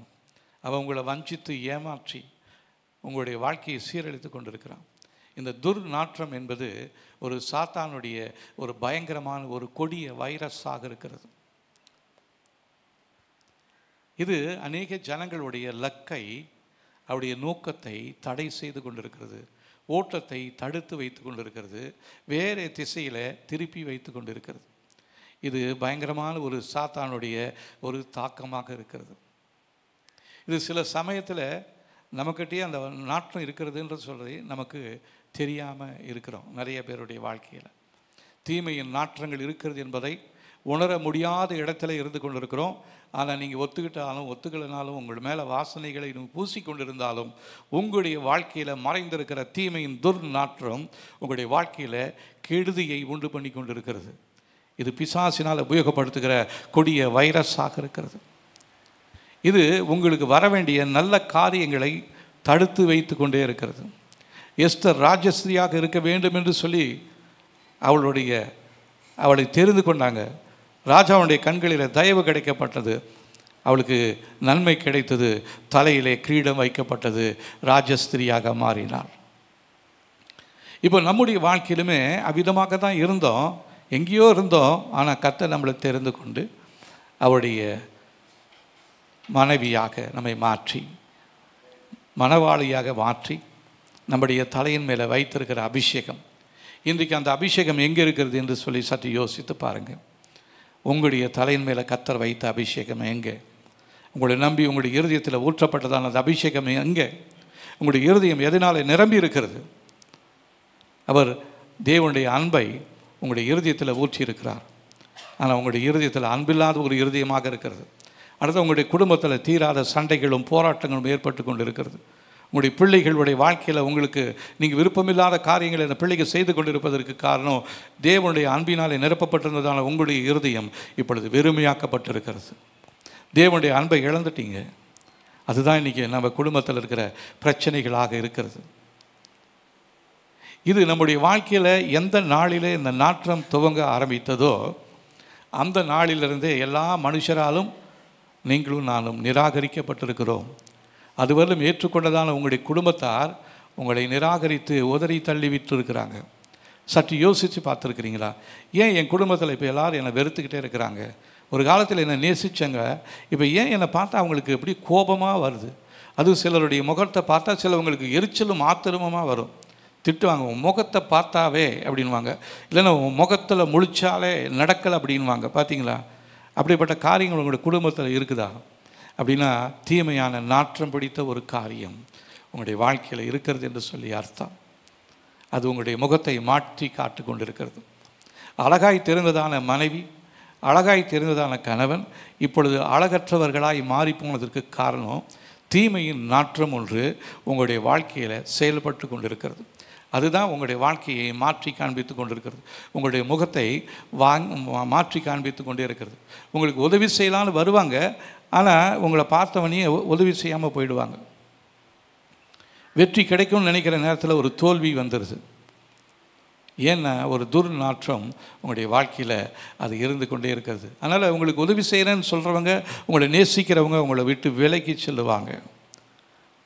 ஏன் நல்லா நேசிச்சுட்டு இருந்ததான என்னுடைய கணவன், என்னுடைய மனைவி ஏன் இப்போ என்கிட்ட நேசிக்கிறதில்லை, ஏன் என்கிட்ட பேசுகிறதில்லை? இன்றைக்கி அநேக குடும்பங்களில் காணப்படுகிறதான இந்த பொல்லாத அந்த தீமையின் வல்லமை தான் ஒருவரை ஒருவர் நேசிக்க மறுப்பது. அவங்க திருமண நேரத்தில் கொடுத்ததான அந்த உடன்படிக்கையை மறந்து அதை உடைத்து போட்டுட்டு எனக்கு பிடிக்கல, உனக்கு பிடிக்கலன்னு இன்றைக்கி நிறைய குடும்பங்களில் பிரச்சனை இருக்குது. காரணம் மறைந்திருக்கிற தீமையின் நாற்றம். இது மற்றவங்களுடைய வாழ்க்கையில் இருக்கலாம், ஆனால் உங்களுடைய என்னுடைய வாழ்க்கையில் இது இருக்கக்கூடாது. அந்த நாற்றம் மாற வேண்டும் என்று சொல்லி நாம் ஜெபிக்க வேண்டியது மிகவும் அவசியமாக இருக்கிறது. நீங்கள் ரொம்ப நன்றாக நேசித்ததான அந்த சகோதரனோ சகோதரியோ உங்களை நேசிக்காமல் வேறு ஒருத்தர் போய் நேசிப்பாங்க. சிலவங்களுக்கு அவங்க தங்களோட தான் பழகணும்னு நினைப்பாங்க, மற்றவங்களோட பேசினா பிடிக்காது. ஜெயக்குமார் கூட சொல்லிக்கிறாரு. அவர் சொல்லுவார், ஆரம்பத்தில் எங்கள் வீட்டுக்கு வரும்பொழுது என்னுடைய இன்னொரு நண்பரும் வருவார். அவர் வீட்டில் இருந்தாருன்னா இவர் வந்தவர் வீட்டில் இருந்தவர் ஏஞ்சி வெளியே போயிட்டுவார். அப்புறம் எங்கள் அம்மா வந்து கேட்பாங்க, எங்கடா போனான்? அவன் போய் எவ்வளோ நேரம் ஆகுதுமா அப்படின்னு நான். ஏன்னா அவர் ஒரு பொசசிவ் நேச்சர். தாங்கிட்ட மாத்திரம் தான் பேசணும், வேறு யார்ட்டையுமே பேசக்கூடாது. இதுதான் ஆத்தும பிணைப்பு. சரி, அது தவறு, அது போகட்டும். இப்போது அவருக்கு ஆரம்பத்தில் இருந்ததான அந்த குணம் இப்போ மாறிடுச்சு. இப்போ யார்கிட்ட பேசினாலும் அவருக்கு கோபம் வர்றதில்லை. இல்லைன்னா அப்படி பட்சித்து என்னை பீறி போட்டுருவார் சில நேரத்தில். அப்படிப்பட்ட கோபத்தோடு இருப்பார். அவருக்கு என்னென்னா என்னை மாத்திரம் தான் நேசிக்கணும், என்கிட்ட மாத்திரம் தான் பேசணும். இன்னும் சிலவங்களுக்கு பார்த்தீங்கன்னா சில ரகசியங்களை சொல்லும் பொழுது அவங்கக்கிட்ட தான் முதல் சொல்லணும்னு நினைப்பாங்க, மற்ற யாருக்கிட்டையும் சொல்லக்கூடாது. வேறு யார்ட்டையும் சொல்லியிருந்தால் இவங்க முகத்தை திருப்பிட்டு போயிடுவாங்க. நம்மளை நேசிக்கணும்னு விருப்பம் உள்ளவங்க கூட நம்மளை நேசிக்காமல் போயிடுவாங்க. காரணம் தெரியுங்களா? தீமையின் நாற்றம் ஒன்று நம்முடைய வாழ்க்கையில் இருக்கிறது. அதனால் யாருமே நம்ம கூட சோஷியலாக பழகவே மாட்டாங்க. பழக விரும்புகிற கூட நீங்கள் போய் அவங்கள பழகணும்னு போய் கிட்ட போனீங்கன்னா கூட அவங்க விலகி போயிடுவாங்க. அது உங்களுக்கு எவ்வளோ வருத்தமாக இருக்குல்ல? இதே மாதிரி தான் ஆண்டவர் உங்களை நேசித்து உங்களை தேடி உங்களோட பழகணும்னு வந்திருக்கிறாரு. ஆனால் எத்தனையோ நேரத்தில் நீங்கள் அவரை விட்டு விலகி கசப்போட அவருடைய வார்த்தைகளுக்கு கீழ்ப்படியாமல் நீங்கள் விலகி போயிருக்கிறீங்க. அப்போ தேவனுடைய இருதயம் எவ்வளோ வேதனைப்பட்டிருக்குன்னு நீங்கள் நினைக்கிறீங்க. அந்த இருதயம், அந்த வேதனை உங்களுக்கு தெரியணும் இல்லை? அதுக்காக தான் ஆண்டவர் இந்த நாட்களில் நம்மோடு பேசி கொண்டிருக்கிறார். உன்னுடைய இருதயத்தின் வேண்டுதல்களை நான் பார்த்துருக்கிறேன், உன்னுடைய ஜெபத்தை நான் கேட்டிருக்கிறேன், உனக்கு உதவி செய்யணும்னு தான் எனக்கு ஆசை. ஆனால் நீ என்னோட செய்ததான உடன்படிக்கையை நீ மீறி போட்டுட்ட. எனக்கு கொடுக்க வேண்டிய நேரத்தை நீ எனக்கு கொடுக்கறதில்ல. உன் குடும்பத்தாருக்கு கொடுத்துக்கிட்டே இருக்கிற, உன் உறவுக்காரர்கள் இடத்துல போய் அதை காண்பித்துட்டே இருக்கிற.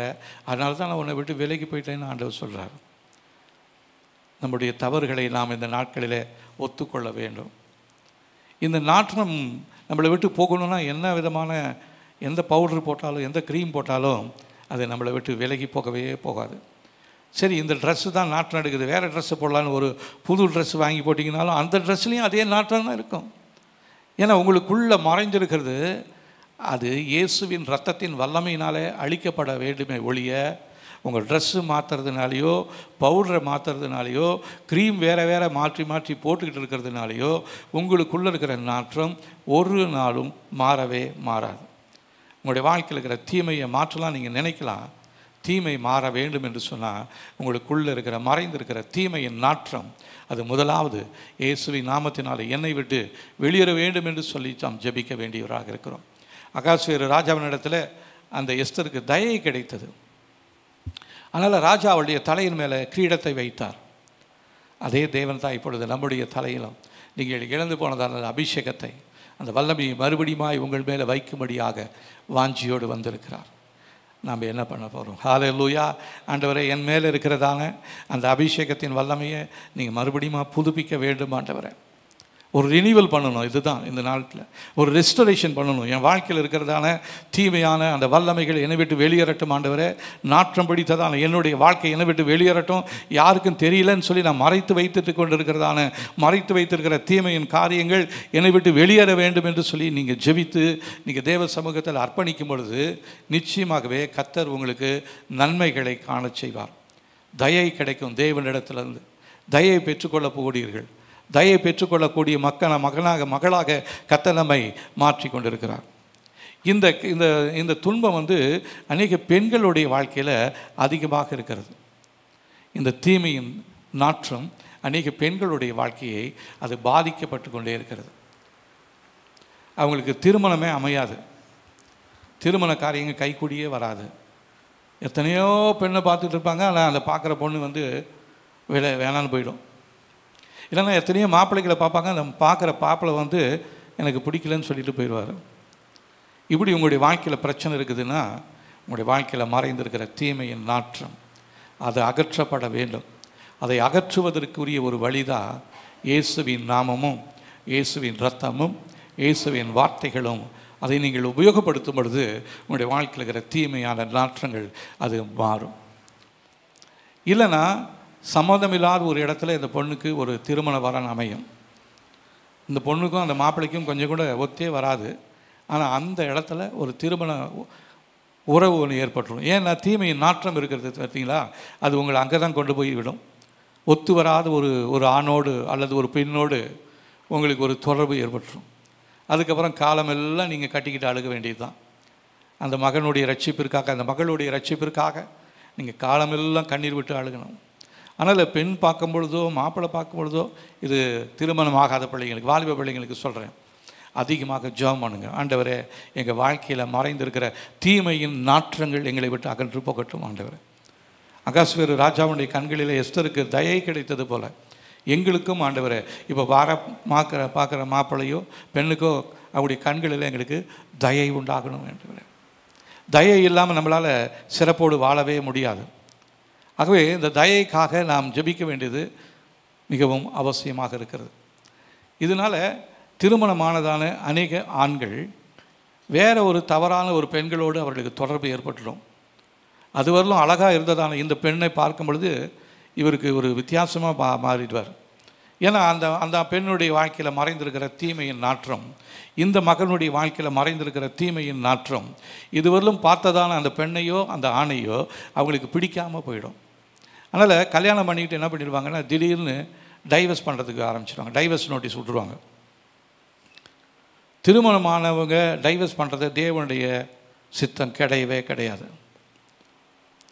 ஒரு வேளை அப்படி கடந்த நாட்களிலே நடந்திருக்குமானால் அதற்காக நாம் ஜெபிக்க வேண்டியது மிகவும் அவசியமாக காரியமாக இருக்கிறது.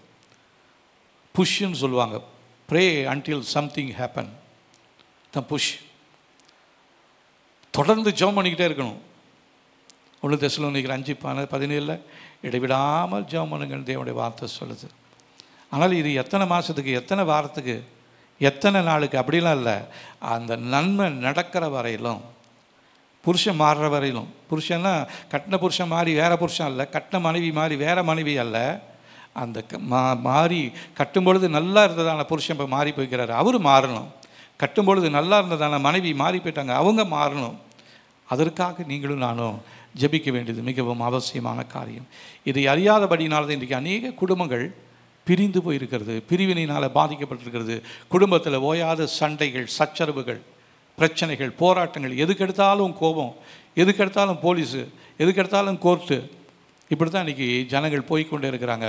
ஆனால் கர்த்தர் நம்மை அந்த தீமையான காரியங்களிலிருந்து நம்மை விடுவிக்க அவர் நம்மோடு இந்த நாளில் பேசிக்கொண்டே இருக்கிறார்.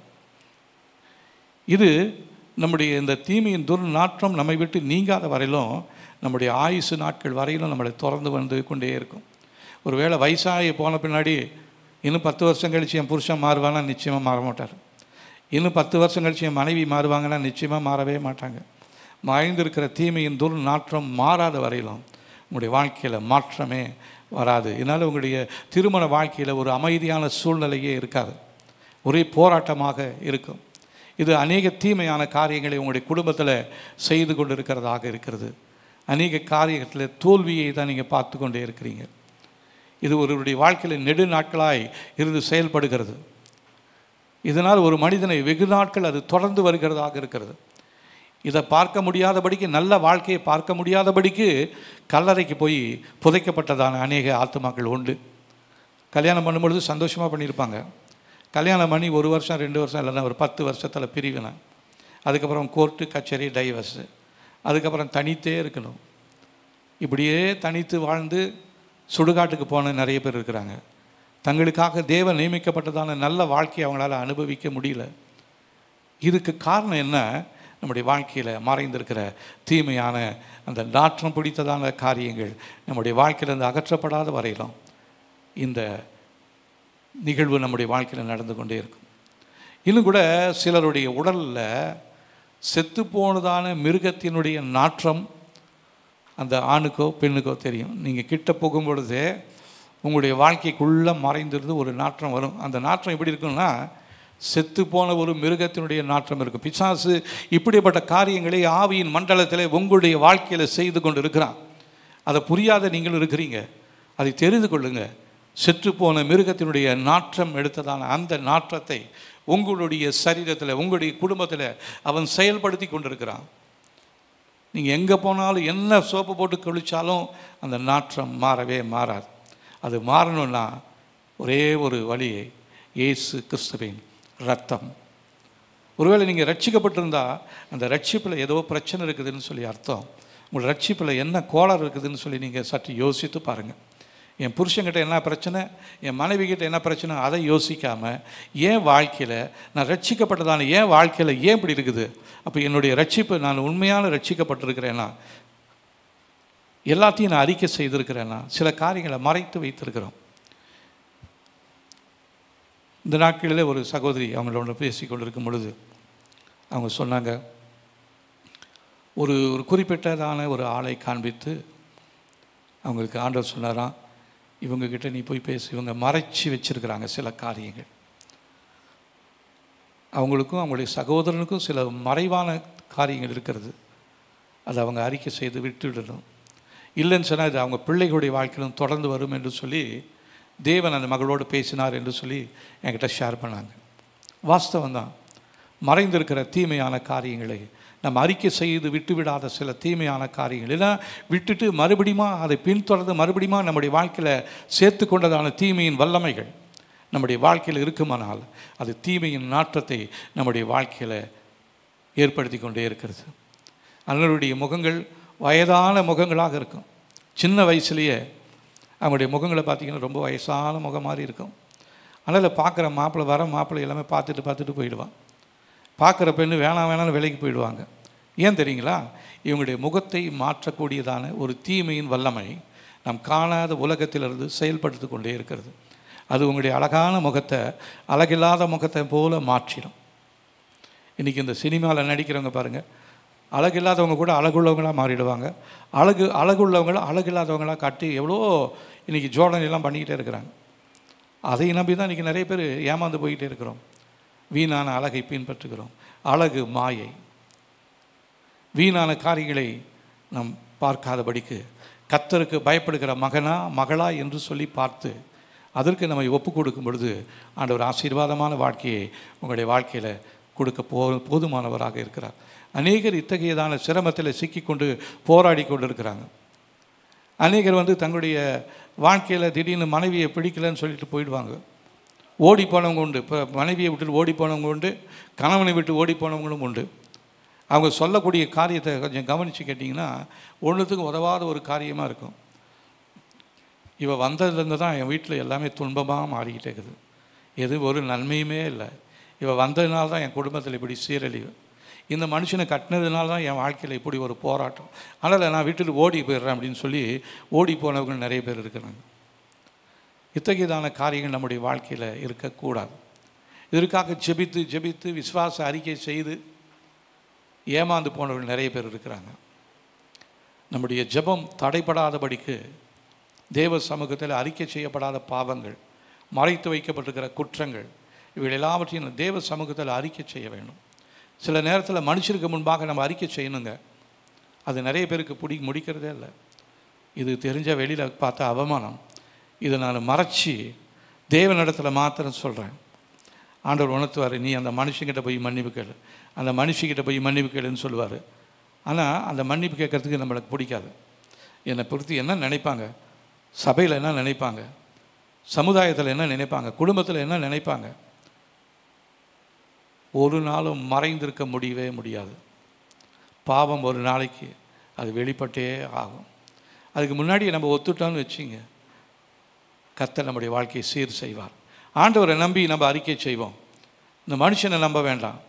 மனுஷனை பார்க்க வேண்டாம், கர்த்தரை பாருங்கள். கர்த்தர் உங்களுக்கு எல்லாவற்றையும் மன்னித்து உங்களுடைய மறக்கிறதான தேவனாக இருக்கிறார். அதனால் நீங்கள் இதற்காக நீங்கள் வேறு எங்கேயும் போகாதீங்க. இதுலேருந்து விடுபடும்படியாக நிறைய பேர் மந்திரவாதிகிட்டையும் ஜாதகக்காரங்கிட்டையும் போய் தங்களுடைய ஜாதகத்தை கொடுத்து தங்களுடைய மந்திர வார்த்தைகளெல்லாம் கொடுத்து அவன் சொல்கிற காரியங்களெல்லாம் செய்து சிக்கலிலே மாட்டிக்கொள்கிறார்கள். கடந்த நாட்களில் வெளிநாட்டிலேருந்து ஒரு சகோதரி ஃபோன் பண்ணாங்க. அவங்க 18 வயசு இருக்கும் பொழுது ஒரு மந்திரவாதிகிட்ட போய் யோகா கற்றுக்கிட்டாங்களாம். இப்போ அவங்களுக்கு 38 வயசாகுது. திருமணமாகி இவங்களுக்கு 3 பிள்ளைங்க. ஆனால் அந்த மந்திரவாதி இன்னும் இவங்களை தொடர்ந்து இவங்களுடைய கனவில் வந்து இவங்களுக்கு டிஸ்டர்ப் பண்ணிக்கிட்டே இருக்கிறான்.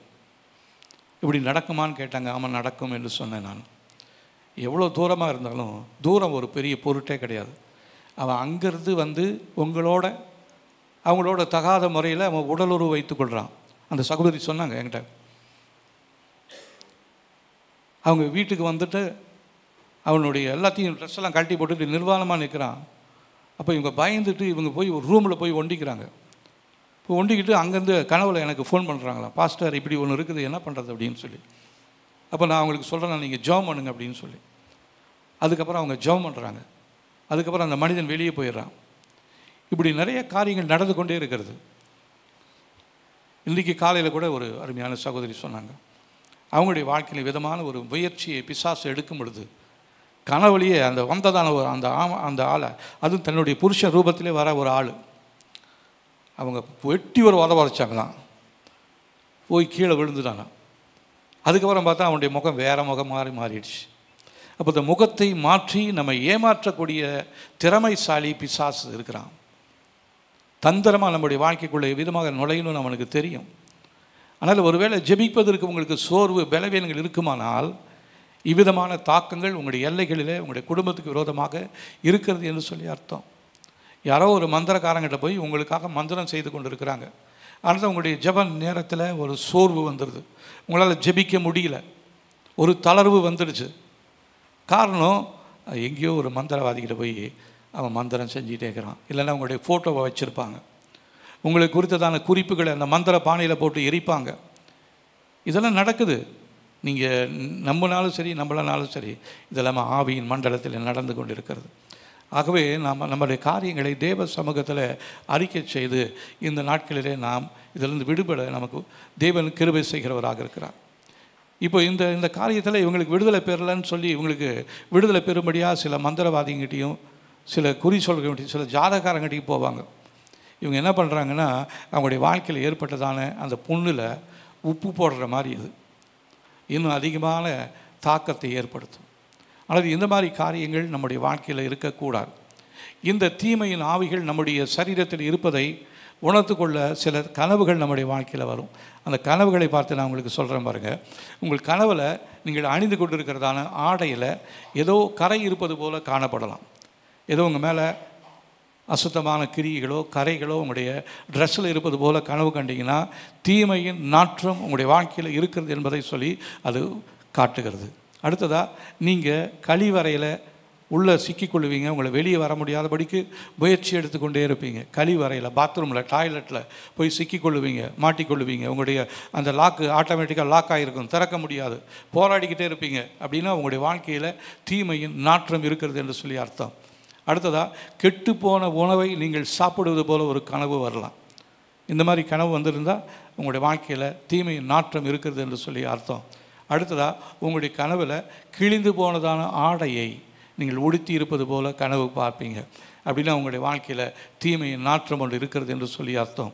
இல்லைன்னா உங்களுடைய அஸ்திபாரத்தில் உங்களுடைய தலைமுறையில் உங்களுடைய அம்மா அப்பா வீட்டு வழியாக இந்த தாக்கங்கள் வந்திருக்கலாம். நீங்கள் கிழிந்து போன காலணிகளை அணிந்து கொண்டிருப்பது போல் உங்களுடைய செருப்பு பிஞ்சு போன செருப்பு மாதிரி இருக்கும், அருந்து போயிருக்கும். அப்படின்னா உங்களுடைய வாழ்க்கையில் இந்த தீமையின் நாற்றம் மறைந்திருக்கிறது என்று சொல்லி அர்த்தம். இல்லைன்னா நீங்கள் இருக்கிற இடத்துல அழுக்கான இடத்துல நீங்கள் உட்கார்ந்திருப்பது போல் அமர்ந்திருப்பது போல் கனவு கண்டிங்கன்னா தீமையின் நாற்றம் உங்களுடைய வாழ்க்கையில் இருக்கிறது என்று சொல்லி அர்த்தம். இல்லைன்னா நீங்கள் அழுக்கடைந்த கிழிந்து போன ரூபாய் நோட்டுகளை கீழே எடுப்பீங்க, இல்லைன்னா அதை எண்ணிக்கொண்டிருப்பீங்க. உங்களுடைய கையில் இருக்கிற நிறைய ரூபா இருக்கும், ஆனால் எல்லாம் அழுக்கு பிடிச்சதா கிழிஞ்சு போனதாக இருக்கும். அதை நீங்கள் உட்காந்து எண்ணிக்கிட்டே இருப்பீங்க. அப்படின்னா உங்களுடைய வாழ்க்கையில் தீமையின் நாற்றம் ஒன்று மறைந்திருக்கிறது என்று சொல்லி அர்த்தம். அடுத்ததாக நீங்கள் சாபத்தில் இருக்கும் பொழுது இந்த தீமையின் நாற்றம் உங்களை விட்டு விலகாது.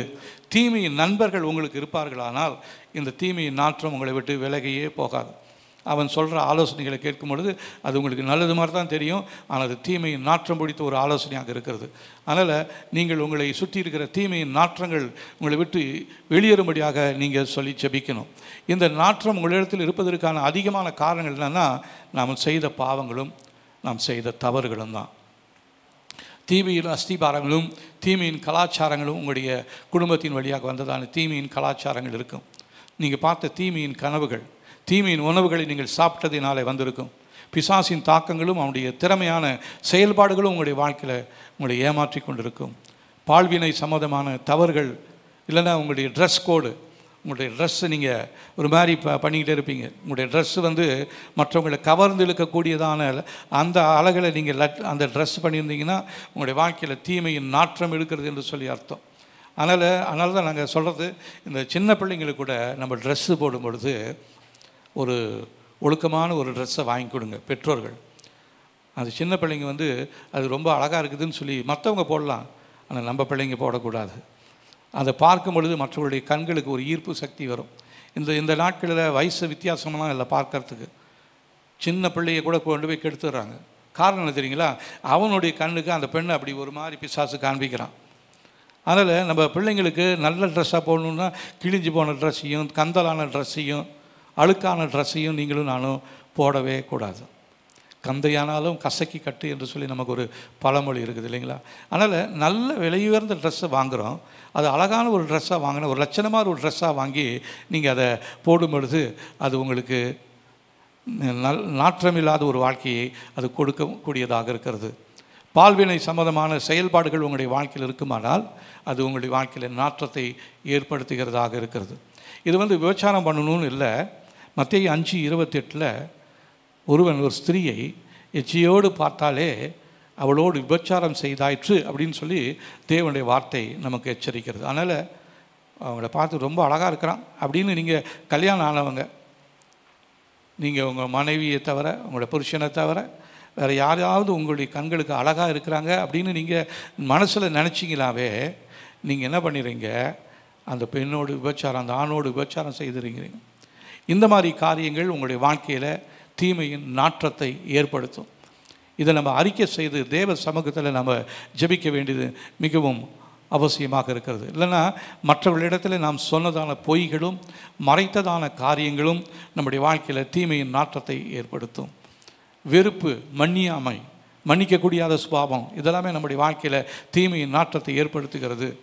கோபமும் குடிப்பழக்கமும் நம்முடைய வாழ்க்கையில் தீமையின் நாற்றத்தை ஏற்படுத்தி கொண்டிருக்கிறது. ஜபக்குறைவும் உபவாச குறைவும் நம்முடைய வாழ்க்கையில் தீமையின் நாற்றத்தை ஏற்படுத்தி கொண்டிருக்கிறது. திருட்டு மற்றும் தவறான இடத்துல இருப்பது நம்முடைய வாழ்க்கையில் தீமையின் நாற்றத்தை ஏற்படுத்துகிறது. அமைதியற்ற தன்மை, எந்த இடத்துலையும் அவங்களால அமைதியாக இருக்க முடியாது. எதையாவது ஒன்று பண்ணிக்கிட்டு எங்கேயாவது ஒன்று பார்த்து யாரையாட்டும் ஒன்று பேசி இப்படியே இருப்பாங்க. அப்படின்னு அவங்களுடைய வாழ்க்கையில் மறைந்திருக்கிற தீமையின் நாற்றங்கள் இருக்கிறது என்று சொல்லி அர்த்தம். அடுத்ததாக ஜனங்களை மதிக்காத குணம். ஒரு மாதிரி அவங்கள பார்த்தால ஒரு கர்வம் பிடிச்ச மாதிரி பார்க்குறாங்கன்னுவாங்க. அவங்களுக்கு அவங்க வாழ்க்கையில் ஏன் அப்படி இருக்கிறாங்க அப்படின்னா அவங்களுடைய வாழ்க்கையில் மறைந்திருக்கிற தீமையின் நாற்றங்கள் ஒன்று இருக்கிறது. அடுத்ததாக மற்றவங்களுக்கு சபிக்கிறது. ஆசீர்வாதமே அன்றி சாபமான வார்த்தைகள் நம்முடைய வாயில் வரக்கூடாது. என்னதான் அவங்க தவறு செய்திருந்தாலும், என்னதான் அவங்க கோபம் பண்ணாலும் நம்ம அவங்கள சபிக்கக்கூடாது, அவங்கள ஆசீர்வதிக்கணும். சபிக்கும் பொழுது நம்முடைய வாழ்க்கையில் தீமையின் நாற்றம் ஒன்று மறைந்திருக்கிறது. அது நமக்கு வர வேண்டிய நன்மைகளை கெடுத்து கொண்டு இருக்கிறது, நம்முடைய வழியை விலக செய்து கொண்டே இருக்கிறது. அடுத்ததாக கருக்கலைப்பு செய்கிறது, அபார்ஷன் செய்கிறது. அப்படின்னா தீமையின் நாற்றம் உங்களுடைய வாழ்க்கையில் இருக்கிறது என்று சொல்லி அர்த்தம். தேவ சமூகத்தில் அதை அறிக்கை செய்வோம்.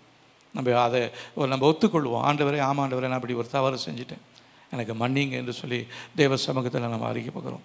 அடுத்ததாக உங்களுக்கு முன்பின் அறிமுகமாகாத ஆண்களின் அல்லது பெண்களுடைய ட்ரெஸ்ஸை நீங்கள் போடுறது. உங்களுக்கு அறிமுகமாகாத, உங்களுக்கு அவ்வளோவா தெரியாத ஒரு பெண், உங்களுக்கு தெரிஞ்சவங்க ஒருத்தர் வராங்கன்னா அவங்கக்கிட்டேருந்து அவங்க ட்ரெஸ்ஸை வாங்கி நீங்கள் போடுறது. அப்படி இருந்தீங்கன்னா உங்கள் வாழ்க்கையில் ஒரு தீமையின் நாற்றம் ஒன்று உங்கள்கிட்ட இருக்கிறது என்று சொல்லி அர்த்தம். ட்ரெஸ்ஸையோ அல்லது செருப்பையோ நீங்கள் மாற்றி கொண்டு நடக்கும் பொழுது, நிறைய பேர் பார்த்தீங்கன்னா அவங்க ஃப்ரெண்ட்ஸாக இருப்பாங்க. அவங்க என்ன பண்ணுவாங்கன்னா, அவங்க போட்ட பனியனை இவன் போட்டுக்குவான், இவன் போட்ட செருப்பை அவன் போட்டுக்குவான், இந்த மாதிரிலாம் இருப்பாங்க. அப்படின்னா தீமையின் நாற்றம் எடுத்ததான ஒரு காரியம் அவருடைய வாழ்க்கையில் இருக்கிறது என்று சொல்லி அர்த்தம். அடுத்ததாக ஏமாற்றுகிறதும் மற்றும் கொலை செய்கிறதும் தான். கொலைனா லிட்ரலாக கொலை இல்லை. தன்னுடைய சகோதரனிடத்தில் அன்பு கூறாதவன், வசனம் என்ன சொல்லுது, மனுஷ கொலை பாதகனாக இருக்கிறான். அப்போ உங்களுடைய சகோதரனை நீங்கள் வெறுத்தீங்கன்னா, சகோதரனிடத்தில் அன்பு கூறாமல் போனீங்கன்னா, நீங்கள் மனுஷ கொலை பாதகனாக இருக்கிறீங்க. நீங்களும் அந்த லிஸ்ட்டில் வந்து சேர்ந்துருவீங்க. தீமையின் நாற்றம் உங்களை விட்டு விலகாது. ஆகவே இதிலேருந்து வெளியே வரணுன்னா தொடர்ச்சியான அதை நிராகரிக்கணும். பொல்லாத ஆவியை நீ என் வீட்டிலேருந்து எல்லையிலேருந்து வெளியே போ எப்படின்னு சொல்லி அதை ஒரு வெறுப்போடு நம்ம அதை விரட்டணும். நம்முடைய இலைகளை விட்டு கனவு பார்த்தீங்கன்னா எழுந்து உடனே விரட்டணும். பொல்லாத தீமை செய்கிற கனவு மூலமாக வந்த ஆணோ பெண்ணோ என் வாழ்க்கையில் இருக்கக்கூடாது, போ வெளியே அப்படின்னு சொல்லி தைரியமாக நாம் சொல்ல வேண்டியது அவசியமாக இருக்கிறது. அடுத்ததாக திருமண வாழ்க்கையில் ஏமாற்றங்கள் உண்டாகி அநேக ஆண்கள் பெண்கள் இருக்கிறாங்க. காரணம், அவங்களுக்காக இணையாக கொடுக்கப்பட்ட அந்த பெண்ணோ ஆணோ அவங்கள சரியாக நேசிக்க முடியாததுனால அந்த ஆணுக்கோ பெண்ணுக்கோ திருமண வாழ்க்கையில் ஒரு நிம்மதி இல்லாமல், ஒரு சமாதானம் இல்லாமல் இருப்பாங்க. நான் ஒரு மீட்டிங் போயிருந்த பொழுது இசைக்கான ஒரு வார்த்தை சொன்னார். அவர் சொன்னார், அங்கே சகோதரிகள் இருந்தாங்க, சகோதரன் இருந்தாங்க. அப்போ அவர் சொன்னார், நீங்கள் உங்களுடைய கணவனிடத்தில் அன்பாக இருக்கிறீங்களா அப்படின்னு சொல்லி சகோதரி இடத்துல கேட்டார். சகோதரி இடத்துல உங்களுடைய புருஷனுக்கு நீங்கள் உண்மையாக இருக்கிறீங்களா அப்படின்னு சொல்லி. நீங்கள் உண்மையாக இல்லாது இருக்கும் பொழுது அந்த கணவனோ அந்த மனைவியோ வேற ஒரு பெண்ணை தேடி போவதற்கு ஒரு வாய்ப்பு இருக்கிறது. இது தேவ சமூகத்தில் தவறு தான். 2 பேர்த்துக்குமே தண்டனை கிடைக்கும். ஆனால் அந்த கணவனை நேசிக்கக்கூடியதான நீ நேசிக்காமல் இருக்கிறதுனால தான் அந்த ஆள் அப்படி போயிட்டான். அந்த மனைவியை நேசிக்கக்கூடியது இருக்காது நீ தவறினதுனால தான் அந்த பொண்ணு அப்படி போயிட்டான். ஆனால் 2 பேருக்குமே தண்டனை உண்டு, உனக்கு அதிகமான தண்டனை உண்டுன்னு சொன்னார். அப்போது உங்களுக்காக கொடுக்கப்பட்ட உங்களுடைய கணவனையோ மனைவியோ நீங்கள் அதிகமாக நேசிக்கணும். அவங்களிடத்தில் உண்மையாக அன்பு கூறணும். ஒருவேளை இதுவரையிலும் அந்த தவறு செய்திருந்தீர்களானால் நீங்கள் தேவ சமூகத்தில் அறிக்கை செய்யணும். திருமணமாகாத பிள்ளைங்க உங்களுக்கென்று ஆண்டவர் கொடுக்கறதான அந்த துணையை நீங்கள் அதிகமாக நேசிக்கணும். அவங்களுக்காக நீங்கள் அதிகமாக ஜெபிக்கும் பொழுது உங்களுடைய வாழ்க்கையில் காணப்படுகிறதான இந்த தீமையின் நாற்றம் உங்களை விட்டு வெளியேறும். ஆகவே இந்த காரியங்கள் இருக்கும் பொழுது உங்களுடைய வாழ்க்கையில் துக்கமும் அழுகையும் தொடர்ந்து வந்து கொண்டே இருக்கும். துக்கம் ஒரு நாள் நீங்காது. எப்போ பார்த்தாலும் அழுதுகிட்டே இருப்பீங்க. வெளியே தெரியக்கூடாத மறைந்திருக்கிற தீமையின் அடையாளங்கள் உண்டு. சிலவங்களுக்கு வெளிப்பிரகாரமாகவே அந்த தீமையின் அடையாளம் தெரியும். அவங்க மேலே ஏதோ ஒரு புள்ளி வச்ச மாதிரி, ஏதோ ஒரு கருப்பு கோடு போட்ட மாதிரி, கன்னத்தில் ஏதோ ஒரு கீர்ன மாதிரி இருக்கலாம். நிறைய பேர்த்துக்கு தெரியாத அடையாளங்கள் இருக்கிறது. அவ்விதமாக உங்களுக்கு தெரியாத அடையாளங்கள் இருக்குமானால் அது இயேசுவின் இரத்தத்தினால் கழுவும்படியாக நீங்கள் ஒப்பு கொடுத்து ஜெபிக்கணும். அடுத்ததாக மன அழுத்தம் இல்லைன்னா ஏமாற்றங்கள் எப்பொழுதுமே உங்களை தொடர்ந்து வந்து கொண்டே இருக்கும். பொருளாதார முடக்கம் உங்களுடைய வாழ்க்கையில் அதிகமாக இருக்கும். பண தேவைகள் அதிகமாகிக் கொண்டே இருக்கும். தீமையின் நாற்றம் ஒன்று இருக்கிறது என்று சொல்லி அர்த்தம். நீங்கள் நேசிக்கக்கூடிய மனிதர்கள் உங்களை ஏமாற்றுவாங்க. நீங்கள் ரொம்ப அவங்களை நேசிப்பீங்க, ஆனால் உங்களை ஏமாற்றிடுவாங்க. தீமையின் நாற்றம் உங்களுடைய வாழ்க்கையில் இருக்கிறது என்று சொல்லி அர்த்தம். தீமையின் சம்பவங்கள் உங்களுடைய வாழ்க்கையில் மறுபடியும் நிறைய வந்துகிட்டே இருக்கும். சிலருடைய வாழ்க்கையில் சில துன்பங்கள், சில ஆக்சிடெண்ட்ஸு, சில கை முறிவு, கால் முறிவு, இதெல்லாமே அவங்களுடைய வாழ்க்கையில் தொடர்ந்து வந்து கொண்டே இருக்கும். அப்படின்னா அவங்க கொஞ்சம் யோசிக்கணும், ஏன் வாழ்க்கையில் இப்படி அதிகமாக என் கையை ஒடிஞ்சிக்கிட்டே இருக்குது, எனக்கு இப்படி விபத்து நடந்துக்கிட்டே இருக்குது, இதுக்கு என்ன இருக்குது அப்படின்னு சொல்லி ஜெபிக்கும் பொழுது ஆண்டவர் தீமையின் நாற்றத்தை உங்களை விட்டு வெளியேற்ற தேவன் உதவி செய்வார். அடுத்ததாக தேவன் வைத்திருக்கிற நிலையிலிருந்து கீழே இருப்பது. உங்களை மேலே வைக்கணும்னு தான் தேவன் ஆசையோடு இருக்கிறாரு. ஆனால் நீங்கள் எப்போ பார்த்தாலும் கீழான நிலையிலேயே இருப்பீங்க. கடன் வாங்கக்கூடாதுன்னு ஒரு உயர்ந்த எண்ணத்தில் ஆண்டவர் உங்களை வச்சுருப்பார். ஆனால் நீங்கள் எப்போ பார்த்தாலும் கடன் வாங்கிக்கிட்டே இருப்பீங்க. தேவன் வைக்காத இடத்துல நம்ம இருக்கக்கூடாது. அப்படின்னு நம்முடைய வாழ்க்கையில் ஒரு தீமையின் நாற்றம் ஒன்று இருக்கிறது என்று சொல்லி அர்த்தம். அடுத்ததாக வெட்கமும் தலை குனிவும் நம்மை விட்டு நீங்காமல் இருக்கும். எப்போ பார்த்தாலும் ஏதாவது ஒரு காரியத்தில் வெட்கம், இல்லைன்னா எதுலையாவது ஒரு தலை குனிவு. நம்மளால் இல்லைனாலும் நம்முடைய புருஷனால் இல்லைனாலும் நம்முடைய மனைவி இல்லைனாலும் பிள்ளைகளினால் ஒரு வெட்கமும் தலை குனிவும் ஏற்படும். தீமையின் நாற்றம் ஒன்று உங்களுடைய வாழ்க்கையில் மறைந்திருக்கிறது என்று சொல்லி அர்த்தம். அடுத்ததாக தீமையின் சத்தங்கள் உங்களுடைய காதுகளில் எப்போதும் கேட்டுக்கொண்டே இருக்கும். சிலவங்க தூங்கினாலும் அவங்களுடைய காதில் ஏதோ ஒரு சத்தம் கேட்டுகிட்டே இருக்கும், தீமையின் சத்தங்கள். இதெல்லாமே நம்முடைய வாழ்க்கையில் இருக்கும் பொழுது நம்முடைய வாழ்க்கையில் தீமையின் நாற்றம் பிடித்ததான காரியங்கள் இருக்கிறது என்று சொல்லி அர்த்தம். இதற்காக நம்ம என்ன செய்யணும் அப்படின்னா, நம்ம மறுபடியுமாக பிறந்திருக்க வேணும். இதிலிருந்து வெளியே வருவதற்கு ஒரு வழி இருக்கிறது. நம் மறுபடியுமாக ஆண்டவராக இயேசுவை நாம் ஏற்றுக்கொண்டு நம்முடைய வாழ்க்கையில் ரட்சிக்கப்பட வேண்டும். உண்மையான மனம் திரும்புதல் நம்முடைய வாழ்க்கையில் வரணும். அடுத்ததாக உட்காந்து யோசிப்போம், தீமையின் நாற்றம் என் வாழ்க்கையில் ஏன் இருக்குது, எதனால் இருக்குது, என் வாழ்க்கையில் மறைந்திருக்கிற தீமையான காரியங்கள் எது என்று சொல்லி ஆண்டவர் எனக்கு வெளிப்படுத்துங்க என்று சொல்லி நம்ம ஜெபிக்கணும். அடுத்ததாக உங்களுடைய அஸ்திபாரத்திலேருந்து சில தீமையான நாற்றங்கள் உங்களை பின்தொடர்ந்து வந்து கொண்டே இருக்கும். அதனால் உங்களுடைய அஸ்திபாரங்கள் தேவ சமூகத்து அக்கினியால் சுட்டரிக்கப்படும்படியாக சுத்திகரிக்கப்படும்படியாக நீங்கள் ஜெபிக்கும் பொழுது இந்த தீமையின் நாற்றத்திலிருந்து கர்த்தர் உங்களுக்கு ஒரு விடுதலையை தருவார். ஆகவே இந்த நாட்களிலே நாம் யாவரும் எழுந்திருப்போம். தீமையின் நாற்றங்கள் நம்முடைய வாழ்க்கையில் மறைந்திருக்கிற அந்த இடத்தை நம்ம கண்டுபிடித்து அப்படி வெளியேற்றும்படியாக நம்ம ஒப்பு கொடுத்து ஜெபிக்கணும். நம்முடைய குடும்ப வாழ்க்கை ஒரே சீராக இருக்கணும். நம்முடைய சரீரத்தில் காணப்படுகிற பலவீனங்கள் இயேசுவின் நாமத்தில் மாறணும். குடும்பத்தில் இருக்கிற பண நெருக்கடி இயேசுவின் நாமத்தில் மாறணும்.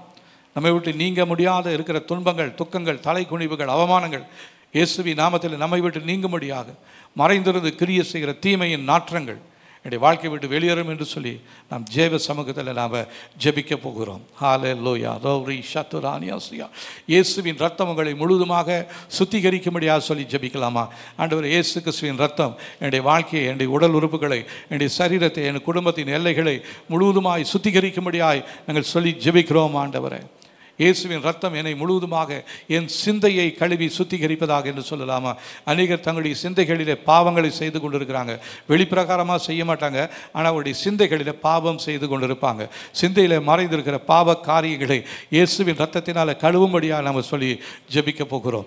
இயேசுவின் ரத்தம் என்னுடைய சூழ்நிலையை மாற்றும்படியாக ஒப்பு கொடுத்து ஜெபிக்கலாம். ஆண்டவரே, இந்த துர்நாற்றத்திலிருந்து என்னை மாற்றும்படியாய், என் குடும்பத்தில் இருக்கிறதால தீமையின் நாற்றங்கள் என்னை விட்டு வெளியேறும்படியாய் மாற்றும்படியாய் ஒப்பு கொடுத்து ஜெபிக்கிறேன். ஆண்டவரே, இயேசுவின் ரத்தத்தினாலே இந்த துர்நாற்றத்தை ஏற்படுத்தும்படியாய் வீசி எறியப்பட்டிருக்கிற தீமையின் அம்புகள் இயேசுவின் நாமத்தினாலே என்னை விட்டு திரும்பி போவதாக. நிறைய பேருடைய வாழ்க்கையில் தீமையான அம்புகளை பிசாசு எய்திருக்கிறான். அந்த தீமையின் அம்புகள் தாக்கினதினாலே உங்களுடைய எல்லைகளுக்குள்ளாக, குடும்பத்துக்குள்ளாக தீமையின் நாற்றங்கள் இருக்கிறது. ஆகவே உங்கள் மேலே வீசி எறியப்பட்டிருக்கிற தீமையின் அம்புகள் இயேசுவின் நாமத்தினாலே திரும்பி போகும்படியாக சொல்லி ஜெபிக்கலாமா? துர்நாற்றத்தை ஏற்படுத்தும்படியாக வீசி எறியப்பட்டிருக்கிற தீமையின் அம்புகள் இயேசுவின் நாமத்தினாலே திரும்பி போவதாக. ஹல்லேலூயா. ஸ்தோத்திரம் ஆண்டவரே, நன்றி சொல்கிறோம்.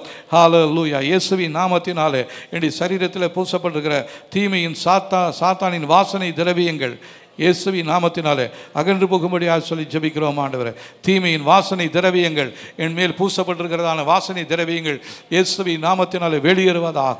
என் தகப்பன் வீட்டின் வழியாக எனக்கு பின்தொடர்ந்து வருகிறதான துர்நாற்றம் என்னை விட்டு, என் குடும்பத்தை விட்டு, சந்ததியை விட்டு இயேசுவின் நாமத்தினாலே வெளியேறுவதாக என்று சொல்லி ஜெபிக்கிறோம். எங்களை பின்தொடர்ந்து வருகிற தீமையின் ஈக்கள் இயேசுவின் நாமத்தில் என்னை விட்டு அழிந்து போகும்படியாக சொல்லி ஜெபிக்கிறோம். இந்த தீமையின் தீமையின் நாற்றம் இருக்கிற இடத்துல அதிகமாக இருக்கும். இந்த தீமையின் அது நம்முடைய ஜெப புஸ்தகத்தில் கூட இருக்கும். ஈக்கள் தொடர்ந்து வந்து கொண்டே இருக்கிறது, ஆனால் நமக்கு தெரியல. அந்த நம்மளை பின்தொடர்ந்து வருகிறது. அது வரும்பொழுது நம்முடைய வாழ்க்கையில் இருக்கிற தீமையின் நாற்றங்கள் நம்முடைய வாழ்க்கையில் இருக்கிறது என்று சொல்லி அர்த்தம். அதனால் கண்ணுக்கு புலப்படாத இந்த தீமையான சக்திகள் நம்முடைய வாழ்க்கையிலிருந்து தாக்கத்தை வெளியேற்றும்படியாக தீமையின் ஈக்கங்கள் இயேசுவின் நாமத்தினாலே என்னை விட்டு அழிந்து போகும்படியாக நான் சொல்லி ஜெபிக்கிறேன். ஆண்டவரே, அடுத்ததாக செத்துப்போன மிருகத்தின் துர்நாற்றங்கள் சரீரத்தை விட்டு இயேசுவின் நாமத்தினாலே வெளியேறுவதாக. என்னை அறியாமலேயே எனக்குள்ளாய் வந்திருக்கிறதான செத்துப்போன மிருகத்தினுடைய துர்நாற்றங்கள் இயேசுவின் நாமத்தினால் எங்களுடைய வாழ்க்கை விட்டு வெளியேறும்படியாக சொல்லி ஜெபிக்கிறோம். எங்களுடைய திருமண காரியத்தில் செயல்படுகிற எல்லா விதமான தீமையின் தாக்கங்களும் இயேசுவின் நாமத்தினாலே நீங்குவதாக என்று சொல்லி ஜெபிக்கிறோம். எங்களுடைய வாழ்க்கையில் நண்பர்களின் மூலமாக செயல்படுகிற அனைத்து தீமையான துர்நாற்றங்களும் இயேசுவின் நாமத்தினாலே எங்களை விட்டு திரும்பி போவதாக. ஹல்லேலூயா. மற்றவருடைய துணியை நான் அணிந்து கொண்டதினால் விளைவாக என்மேல் வந்திருக்கிறதான தீமையின் துர்நாற்றம் பரலோக அக்கினியின் மூலமாக எரிந்து போகும்படியாக சொல்லி ஜெபிக்கிறோம். ஆண்டவரே, இந்த தீமையின் துர்நாற்றங்கள் எங்களுடைய வாழ்க்கையில் தொடர்பு கொண்டுள்ள எல்லா விதமான தீமையான காரியங்களும் என்னை விட்டு இயேசுவின் நாமத்தில் வெளியேறும்படியாக சொல்லி ஜெபிக்கிறேன். எல்லா விதமான தீமையான வல்லமைகளும் எனது அனைத்து ஆசீர்வாதங்களையும் தடை செய்து வைத்திருக்கிறது. அது இயேசுவின் நாமத்தில் என்னை விட்டு வெளியேறுவதாக. என்னுடைய வாழ்க்கையில் செயல்பட்டு வருகிற எல்லா தீமையின் துர்நாற்றங்களும் என்னை விட்டு இயேசுவின் நாமத்தில் வெளியேறுவதாக.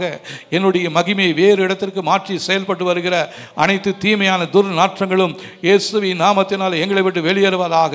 எங்களுடைய முகம் எனக்கு சேர வேண்டிய நற்காரியங்கள் அனைத்தும் என்னிடத்தில் வந்து சேரும்படியாய் என்னுடைய முகத்தை கர்த்தரின் மாற்றி அமைப்பீராக. பழைய முகம் மற்றும் வயதான முகம் என்னுடைய சரீரத்திலிருந்து இயேசுவின் நாமத்தினாலே என்னை விட்டு வெளியேறுவதாக என்று சொல்லி ஜெபிக்கிறோம். என்மேல் தங்கி இருக்கிற மிருகத்தின் கைகள் கீழே விழுந்து அழிந்து போவதாக. எனது வாழ்க்கையில் உதவி செய்கிறவர்கள் தங்களின் நினைவையை என்னை விட்டு மாற்றிக்கொள்ளாமல் இருப்பார்களாக. நான் எனது அழகை இயேசுவின் நாமத்தில் திரும்ப பெற்றுக்கொள்கிறேன். ஹல்லேலூயா. நான் கர்த்தாவே எனது கர்ப்பப்பையில் இருந்து செயல்பட்டு வருகிற தீமையின் துர்நாற்றத்தின் வேர்களை இயேசுவின் நாமத்தினால் வெட்டி எறிகிறேன். தீமையின் துர்நாற்றம் என்னுடைய வாழ்க்கையில் இருந்து இலக்கையில் இருந்தும் என்னை விட்டு வெளியேறுவதாக. தீமையின் துர்நாற்றம் என்னுடைய திருமண வாழ்க்கையில் இருந்து இயேசுவின் நாமத்தில் வெளியேறுவதாக. என்னுடைய வாழ்க்கையில் வெளியே தெரிய முடியாதபடிக்கு செயல்பட்டு வருகிற மறைந்திருக்கிற எனக்கு உதவி செய்கிறவர்களை தடுத்து வைத்திருக்கிற அனைத்து தீமையின் சக்திகளும் இயேசுவின் நாமத்தினால் என்னை விட்டு வெளியேறும்படியாக சொல்லி ஜெபிக்கிறோம். என்னுடைய வாழ்க்கையில் எல்லா விதத்திலும் என் கிருபை இழக்கச் செய்கிற அனைத்து சக்திகளும் இயேசுவின் நாமத்தினாலே சிதறடிக்கப்படுவதாக. என்னுடைய திருமண வாழ்க்கையின் மேல் செயல்பட்டு வருகிற அனைத்து தீமையின் கிரீடங்களும் இயேசுவின் நாமத்தினாலே எரிந்து போவதாக. என்னுடைய வாழ்க்கையில் காணப்படுகிற பாவங்களின் நிமித்தம் செயல்பட்டு வருகிற தீமையின் துர்நாற்றங்கள் தேவனே உம்முடைய இரக்கத்தின் நிமித்தமாய் எனக்கு கிருபை செய்யும்படியாக சொல்லி ஜெபிக்கிறோம். என்னுடைய திருமண வாழ்க்கையில் செயல்பட்டு வருகிற அந்நியர்கள் யாவரும் இயேசுவின் நாமத்தில் காணப்படாமல் போவார்களாக. நான் தூங்கிக் கொண்டிருக்கும் பொழுது என் முகத்தின் மீது பூசப்பட்ட தீமையின் பவுடர்கள் அதனை எனக்கு அனுப்பின இடத்திற்கே நான் திருப்பி அனுப்புகிறேன். நான் எனது கணவனை மனைவியை என்னை விட்டு ஓட செய்கிற அனைத்து தீமையின் வல்லமைகளும் இயேசுவின் நாமத்தினாலே சிறைபிடிக்கிறேன். மற்றவர்களால் எனது திருமண வாழ்க்கைக்கு எதிராக சொல்லப்பட்டிருக்கிற அனைத்து சாபத்தின் வார்த்தைகளும் இயேசுவின் நாமத்தினாலே எரிந்து போவதாக. இயேசு கிறிஸ்துவின் ரத்தம் எனது முற்பிதாக்களின் வழியாக தொடர்ந்து வருகிற திருமண வாழ்க்கையில் காணப்படுகிற எல்லா சாபங்களும் இயேசுவின் நாமத்தினாலே அறுக்கப்பட்டு போகும்படியாக சொல்லி ஜெபிக்கிறோம். இயேசுவின் ரத்தம் எனது அனைத்து சாபங்களையும் அது நிமித்தமாய் வருகிற காயங்களையும் என்னுடைய வாழ்க்கையிலிருந்து இயேசுவின் நாமத்தினாலே அகற்றி போடும்படியாக சொல்லி ஜெபிக்கிறேன். நான் எனது கடந்த காலத்தில் செய்த எல்லா விதமான பாவங்கள் நிமித்தமாக திறக்கப்பட்டிருக்கிற தீமையின் வாசல்கள் இயேசுவின் நாமத்தினாலே மூடப்படுவதாக. இயேசுவின் நாமத்தில் எங்களுடைய அஸ்திபாரத்திலிருந்து அனைத்து தீமையின் வல்லமைகளும் இயேசுவின் நாமத்தில் கீழே விழுந்து அழிந்து போகும்படியாக சொல்லி ஜெபிக்கிறோம். இந்த தீமையின் துர்நாற்றத்தின் நிமித்தமாய் என்னுடைய வாழ்க்கையில் தொடர்ந்து துன்பங்களை கொண்டு வருகிற அனைத்து செயல்பாடுகளும் இயேசுவின் நாமத்தினாலே திருமண வாழ்க்கையில தொடர்ந்து வல்லமை இழக்கச் செய்கிற தீமையின் துர்நாற்றங்கள் பரிசுத்த ஆவியினர் மூலமாய் நீக்கப்படும்படியாய் சொல்லி ஜெபிக்கிறோம். எல்லா சாபங்களும் என்னை விட்டு மக்களை தூர அகற்றும் தீமையின் துர்நாற்றங்களும் இயேசுவின் நாமத்தில் என்னை விட்டு அகன்று போவதாக. மற்றவர்களிடத்தில் என்னை பழக செய்ய முடியாதபடிக்கு கிரியை செய்கிற துர்நாற்றம் என்னை விட்டு அகழுவதாக. இயேசுவின் ரத்தத்தின் மூலம் எல்லா விதமான தீமையின் துர்நாற்றமும் எனக்கு எதிராக செயல்படுகிற அனைத்து காரியங்களும் இயேசுவின் நாமத்தில் அகற்றப்படுவதாக. தீமையின் துர்நாற்றத்தின் நிமித்தமாய் என்னுடைய குடும்பத்தில் சண்டை ஏற்படுத்துகிற அனைத்து தீமையான காரியங்களும் அகன்று போவதாக. நான் மற்றவர்களுக்கு ஒருபோதும் பாரமாக இருக்க போவது இல்லை. என் தகப்பன் வீட்டாரின் நிமித்தமாக என் பெண் தொடர்ந்து வருகிற அவமானங்கள் இயேசுவின் நாமத்தில் அகன்று போவதாக. என்னுடைய திருமண வாழ்க்கையில் செயல்பட்டு வரும் தீமை நம்புகள் இயேசுவின் நாமத்தில் திரும்பி போவதாக. என்னுடைய அஸ்திபாரத்திலிருந்து செயல்பட்டு வருகிற அனைத்து அடிமைத்தனத்தின் ஆவிகளும் இயேசுவின் நாமத்தில் அகன்று போவதாக. எங்களுடைய வாழ்க்கையில் தொடர்ந்து செயல்பட்டு வருகிற அனைத்து கடன் வாழ்க்கையும் இயேசுவின் நாமத்தினாலே நீங்கும்படியாக சொல்லி ஜெபிக்கிறோம். ஆண்டவரே ஹல்லேலூயா. என்னுடைய கரத்தை பிடித்து என்னை பின்னுக்கு இழுக்கிறதான அனைத்து சக்திகளும் இயேசுவின் நாமத்தில் அழிந்து போவதாக. என்னுடைய வாழ்க்கையில் அனைத்து நற்காரியங்களையும் பூட்டி வைத்திருக்கிற மந்திர காரியங்கள் இயேசுவின் நாமத்தில் அழிந்து போவதாக.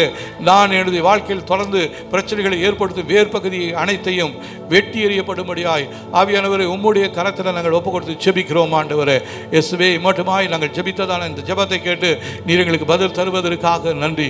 இந்த ஜெபத்தை செய்கிற ஒவ்வொருடைய வாழ்க்கையிலும் மறைந்திருக்கிற காணப்படுகிற குடும்பத்தில் பிரச்சனைகளை ஏற்படுத்தி கொண்டிருக்கிற தொழில்களில் நஷ்டத்தை ஏற்படுத்தி கொண்டிருக்கிற தீமையின் துர்நாற்றங்கள் இயேசுவின் நாமத்தினாலுடைய வாழ்க்கை விட்டு வெளியேறும்படியாக சொல்லி ஜெபிக்கிறோம். இந்த ஜெபத்தை செய்து கொண்டிருக்கிற இனிமேல் இதை பார்த்து ஜெபத்தை செய்ய போகிற ஒவ்வொரு பிள்ளைகளுடைய வாழ்க்கையிலும் இந்த ஜெபம் மெய்யான ஒரு விடுதலை கற்றுக் கொடுக்கும்படியாக சொல்லி ஜெபிக்கிறோம். இதன் மூலமாய் வருகிற மகிமையெல்லாம் இயேசு ராஜா ஒருவருக்கே நாங்கள் செலுத்துகிறோம். இயேசுவின் நாமத்தில் ஜெபிக்கிறோம் நல்ல பிதாவே, ஆமென் ஆமென். நம்முடைய கர்த்தராகிய இயேசு கிறிஸ்துவின் கிருபையும் பிதாவாகிய தேவனுடைய அன்பும் ஆவியானவருடைய காவலும் ஐக்கியமும் இன்றும் என்றும் சதா காலங்களிலும் நம் அனைவரோடும் இருப்பதாக. Amen amen amen. Praise the Lord. கர்த்தர் நம்மை ஆசீர்வதிப்பாராக. ஸ்தோத்திரம்.